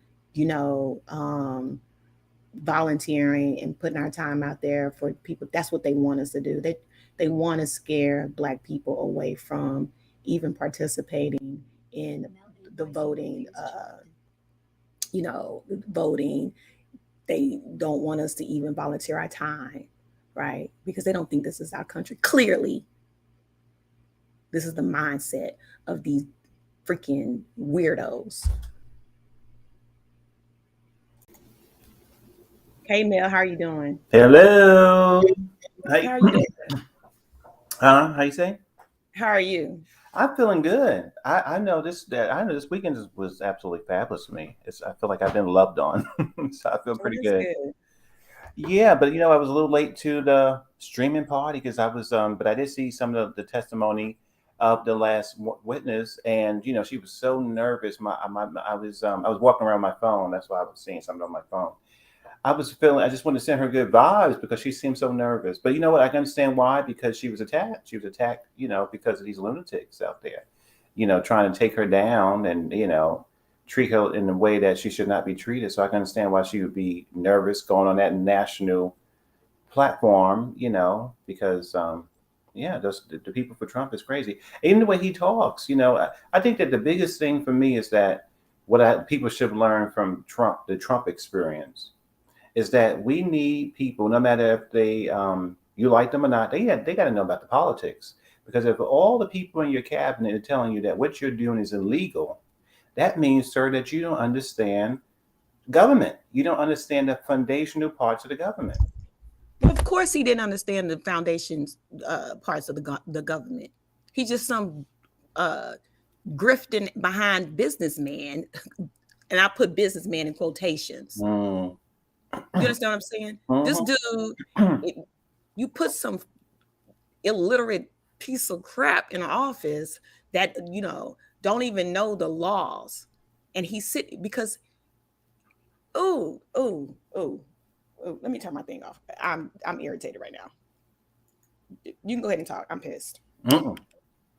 Well, you know what? Like I said, listen, I hope that people wake up, because this was a learning lesson that no matter how radical you are, you cannot put people in the major office that don't have some kind of understanding about the government. You can't, because then, you know, we have what happened with the pandemic. We have the government is the voting processes. Everything was confusing to this man at the end of the day. He didn't know anything. Everything was overwhelming. Everything was confusing. He telling people, you know, this is not right. This is not fair. He sound like he's sort of stuck in his teenage years. You know, like you don't sound like a grown man. You sound like an adolescent. So it just, I don't know. I mean, who knows? But yeah, I mean, did you hear the recording when he was talking to, you know, trying to convince him? I just need one more vote than Biden. Right. It was like he was so desperate, trying to force someone to cheat for him. Right, absolutely. And everything is a lie. Everything is a lie. He can't, you know, and his, you know, no, my streaming is bigger than your streaming. I got the best. Everything is huge, bigger than whatever. These people still, oh my God. What's unbelievable to me is how you would even want someone like that to be the president. And then you come over here and you still sitting here. Those are lies. That's all fake. Then it's not real. I mean, unsubscribe from my channel, Ivan G. I can't take it. Like, I just can't take it. I can't. Because I can't take the stupidity. I can't take the gaslighting. I can't take it. It's just too much. It's right there in your face. It's on video. It's on audio. It's in messages. It's in emails. And it's all a lie? Really? And you're still believing the lie? But we're the dumb ones. We're the illiterate. We're the stupid people over here. Like I said the last time, if you are a true Republican, there's no way in hell you would vote for Donald Trump. If you are a true conservative Republican, you would never vote for him, ever. If you believe in the Constitution and the democracy of this country, you would never vote for him. Because what he just showed you is that he was trying to cheat. Audio, right there. What else do you need? I need one more vote. That's all I need. I'm sure you can find another vote. Knowing that he lost, he still goes out there and tell these stupid people, these Kool-Aid drinking ass dummies, that he won. And they believe it. I don't understand. But they want to fight for their country. They love their country. They're true patriots because they love their country so much. Fake electors. Did you see that part? When they went and got Giuliani Meadows went out and got fake electors. Mm-hmm. See that? Mm-hmm. So you're going to get fake people, fake electors to steal an election that you're trying to stop or steal from. Come on. Where did they get these people from? Oh, yeah, I'm just going to cheat because they cheated. But I'm a true patriot.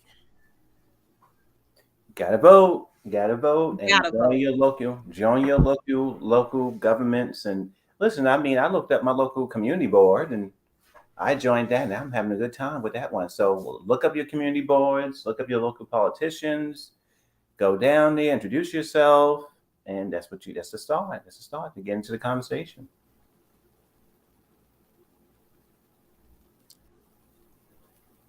This mess has really got up under my skin. I'm not even going to lie. This is really, if I hear one more person when I'm out and about, and especially a Black person that sit up there and say, I'm voting for Trump. If he run again, I'm just going to punch him dead in the face. I'm not even No.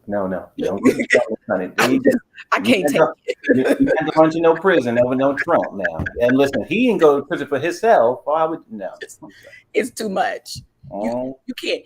And the problem is, and I'm just Benton, okay? The problem is that the people are not watching. The people that should be watching us, they're not watching because they don't want to hear the truth. They don't want to hear it. And so they're sitting there. This is a lie. This is not real. They don't want to hear the truth. Like Jack Nicholson saying, you can't handle the truth. That's the problem because you were duped. That need to be a meme for this situation. That need to be a real meme. You can't with that man screaming, you can't handle the truth. But they You need can't to handle the truth. That need to be screamed out to the Trumpsters. Oh my God. Well, you know All what? statements are alleged for entertainment purposes. Oh, that's right. I gotta say that. Oh, she threatened Trump. Well, you know, you didn't threaten him. You threatened somebody who. He said nobody talk about Trump around the sun. That's all. There you go. They don't. I'm sorry, they're not welcome over here. They're just not welcome over here. I can have a debate all day long, whatever. But if you still supporting Trump, you need deprogramming. Jesus? You need deprogramming. Okay. You need prayer probably too. You need prayer. You need the exorcism. Right. Jesus. An exorcism. Come on now. To sit on somebody's couch. You need to be deprogrammed, put in the black van, taken to somewhere where they can lay you down and give you something, brain shock waves, whatever. You need it. Because that's a problem there. If you still believe this man won and you ignore and all this, it's a witch hunt. You need some help. Because Donald Trump is not who he claimed to be. And it's right here in your face. It's right there. Black and white. Audio. Video. It's right there. So people can come over here, hi OG Patrice, and say, oh, he did. This is all, it's been spliced and put together and edited. No, it's not. Because I remember that phone call. Because that's not the first time they've played that phone call. When they played that phone call on the news, when all the stuff started going down, they played part of that phone call. Trump should not be in freaking office. He should have been impeached a long time ago. So yeah, I blame those. He didn't even win the first election. Right. I mean, in my opinion, he never was the president. He didn't even win the first election the first time around. And as I said before, you know, even when he stole that election, nobody went out there storming the Capitol because he was the madman who went into the White House. But when he lost the second time, he decided that, you know, again, he was just very childish and adolescent about everything. But, you know, what can you do? It's crazy.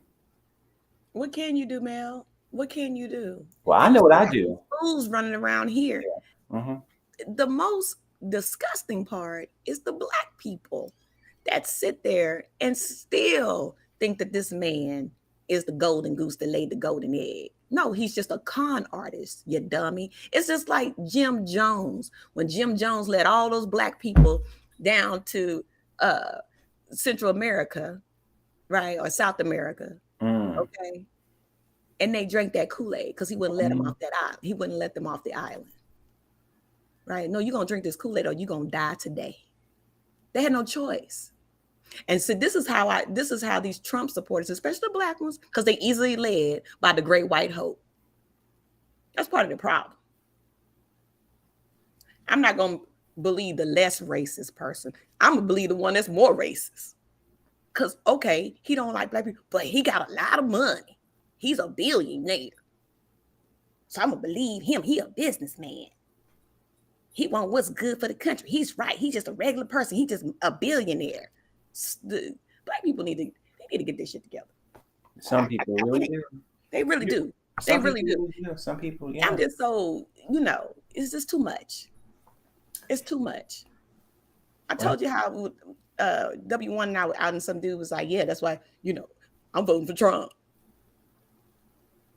Really? Trump's not racist. No, he's racist. Blatantly racist. All day long. All day, every day.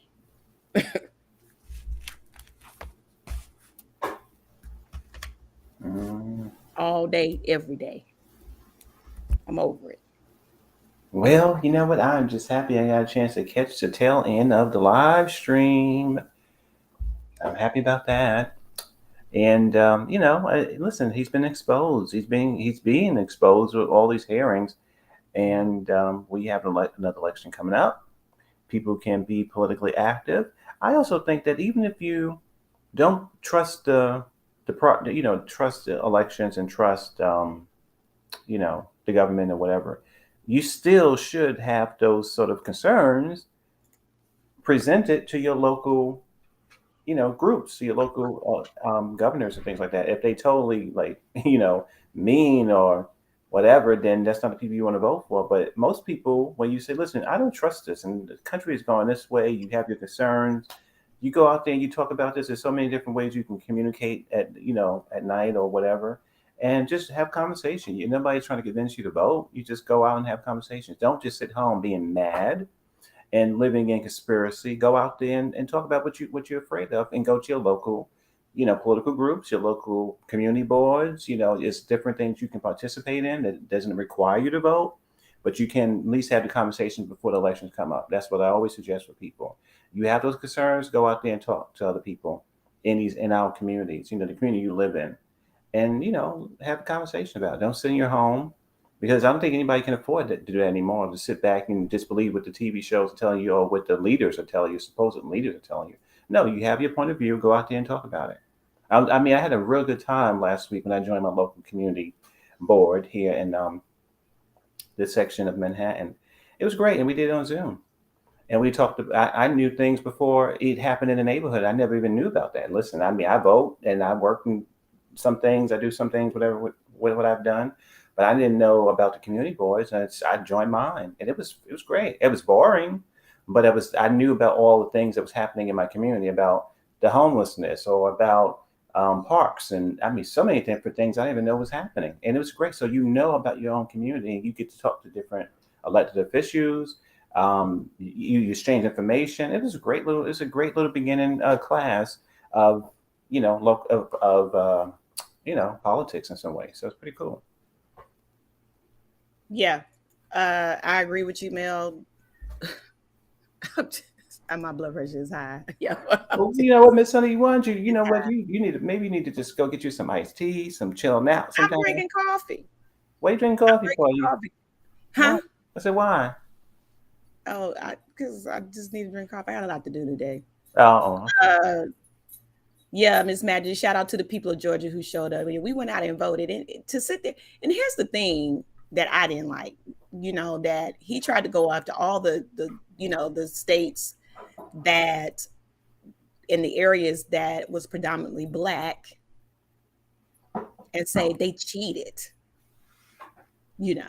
Those votes, you got to go recount those votes because the numbers are messed up. I mean, it's racist. I don't understand why people just don't see that. I don't get it. I just don't get it. It's blatant. Blatant in your face, man. This is, anyway. Yeah, get out there and vote, people. I'm sure I'll calm down later. Lord have mercy. It will be okay. Thank God for Raspenberger. I think that's his name. Raspenberg. I think that's how you name him. Raspenberg. Can't say his name. Gabriel Sterling and Bowers for standing their ground and uphold the Constitution and the laws of this state. Mm-hmm. And of their own state of Arizona and Georgia. Yeah, that's true. Well, they didn't fall prey to the bullying and the lies of a grifter, a thug, a liar, someone who needs to get a better tanning solution, Giuliani the drunk, Giuliani the crackhead. Glad it didn't fall for that. Yeah. Yeah, I had to get some things off my chest. I'm not even done. I won't repeat all of what I want to say here. This is sad. blessings and prayers go out to Miss Ruby and her daughter, and her family that had to basically go in hiding for months because they would threaten people, threatening her 70-year-old grandmother.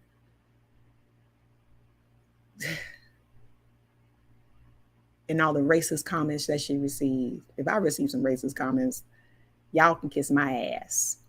Okay? Because I'm sure I'll get some. I don't give two craps about it. I agree.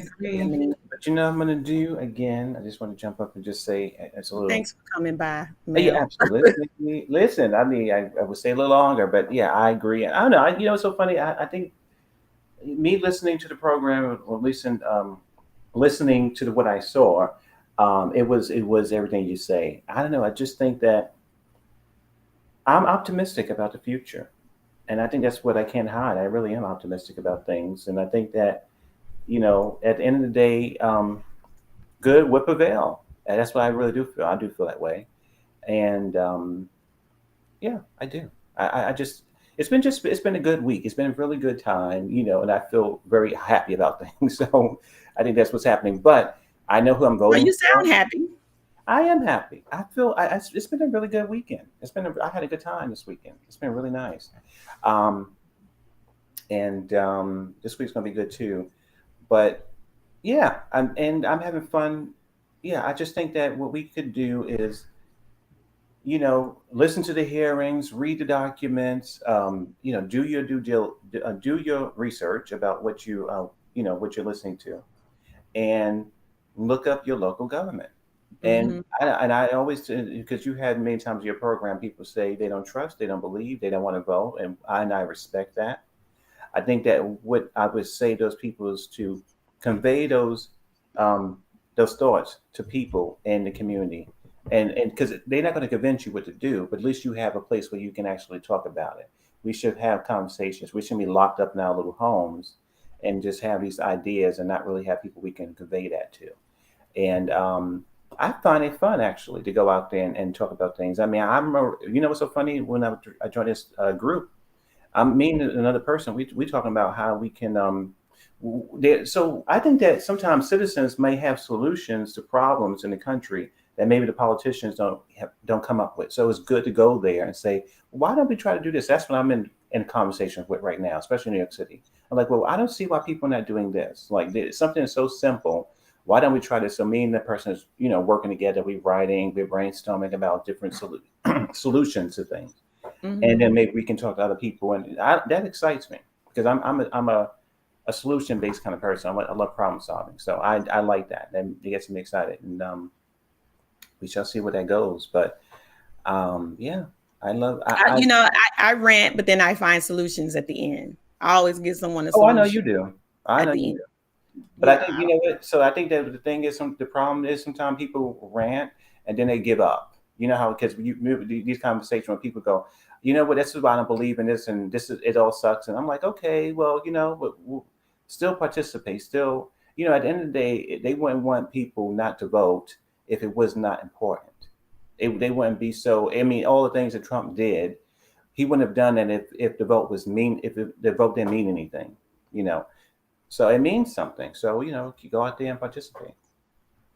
Yeah, get out there, participate.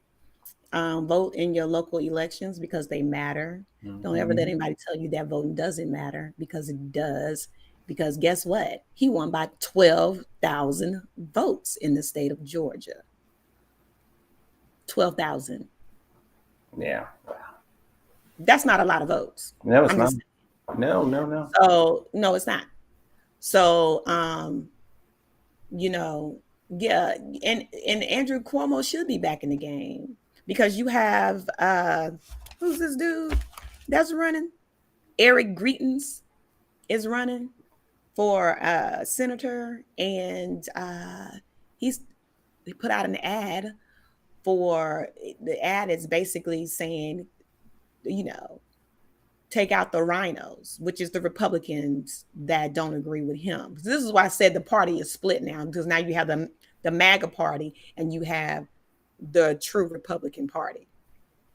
Donald Trump is not a Republican. He's not. So don't come over here saying that he is, because he's not. He's not a Republican. He never will be in my eyes. He's not a Republican. He doesn't stand with Republican values. I don't know what happened to, I understand they want to win, because who doesn't want to win when it comes to the Republican Party? We all want to win, even if we're Democrats or independent, we want to win. Donald Trump is not a Republican. Donald Trump is for himself. He's a liar. He's a grifter. He's grimy. He's a thug. He is a swindler. That's all he is. That's all he ever was, right? He doesn't know how to do business. Clearly, this is why we're in the state that we're in now, because he doesn't know how to run the government. He don't know anything about the government. And for you dummies who voted for this fool, thank you. That was a funny part. He ran the country the way he ran his business, badly. Right. To the ground. Right. So I mean, he the same thing he did for his businesses, corruption and problems and lies. He did the same thing with the country. So I'm like, really? Do you think that these hearings are, yeah, no, the hearings are telling the truth. The hearings are telling exactly how he ran the country, how he ran his businesses, so that's just what it is. Yeah, he's nothing but a show. Yeah. Excuse me, he's nothing but a showman. That's all he is. That's all he is. With his, what's that little show that he used to have? Apprentice? Apprentice. Right. I'm sure they wrote the script down for the things for him to say, because I can't believe people just fell for the okie doke. But you know what I would say too? I mean, it's a whole nother conversation. You love documentaries. It is a whole nother. I do. You love documentaries because the thing is, I do feel like we live in a very social media. We live in a social media era where the time of, and not to drag her into it, the time of Kardashian, that power. What's happening is when you've captivated people with the everyday person, not a movie star, not a person in music, but there's somebody based in reality. You now see that kind of attention is game changing. So unless the Democrats can go out there and participate or be, a show person, and as I said before, one night, if they read, if they funny, if they're not politically correct, you don't want to hurt people. But excuse me, okay, I'm sorry. You know what I want to do? I have to go. I have to go right now. I'm so sorry. Okay. But I will be around. All right. Okay. Mel, I'm glad you came through. Oh, good. Just in good vibes. Hope everybody's having a good day. Yeah, we're all having a good day. We were just watching this, the hearings. Yeah. The hearings, and it's just at the end, I was not expecting all of that. I really wasn't. Yeah, I know. And I wish that woman at the end, I was just feeling so bad for her. I was like, oh my gosh, she looks so nervous. Oh my goodness. But yeah, nervous, scared, right? Absolutely. Absolutely. They need to sue Giuliani and Trump for slander, because that's slander. It is. But yeah, I mean, didn't those scandals with Monica Lewinsky and other people, they did sue? I'm trying to think in history if people have ever sued, presidents or ex-presidents. I think you can do it. Absolutely, you should. Yeah, because right. You can. He's a yeah, I agree. Please, he need to be sued under the courts. Of course, he should. Absolutely. All right, I'm gonna leave, but I'm okay. Mel, I'll talk to you. Okay. All right, thank you. Bye-bye. Mm-hmm. Okay, thanks for Mel MC for coming up. Mel NYC for coming up, guys. I appreciate you all being here and watching this hearings with me today. Yeah, I'm a little emotional. I'm in my feelings, of course, because I'm a very passionate person. Yeah. So you all hit the like button, subscribe to the channel if you haven't already. If you're a Trump supporter, don't subscribe. Don't. I don't want you here. But everybody else, you go ahead, subscribe to this channel. If you haven't already, hit the like buttons. And you all, please, y'all stay in grace, y'all stay humbled, and you all keep shining. I will see you tomorrow. Y'all have a good day.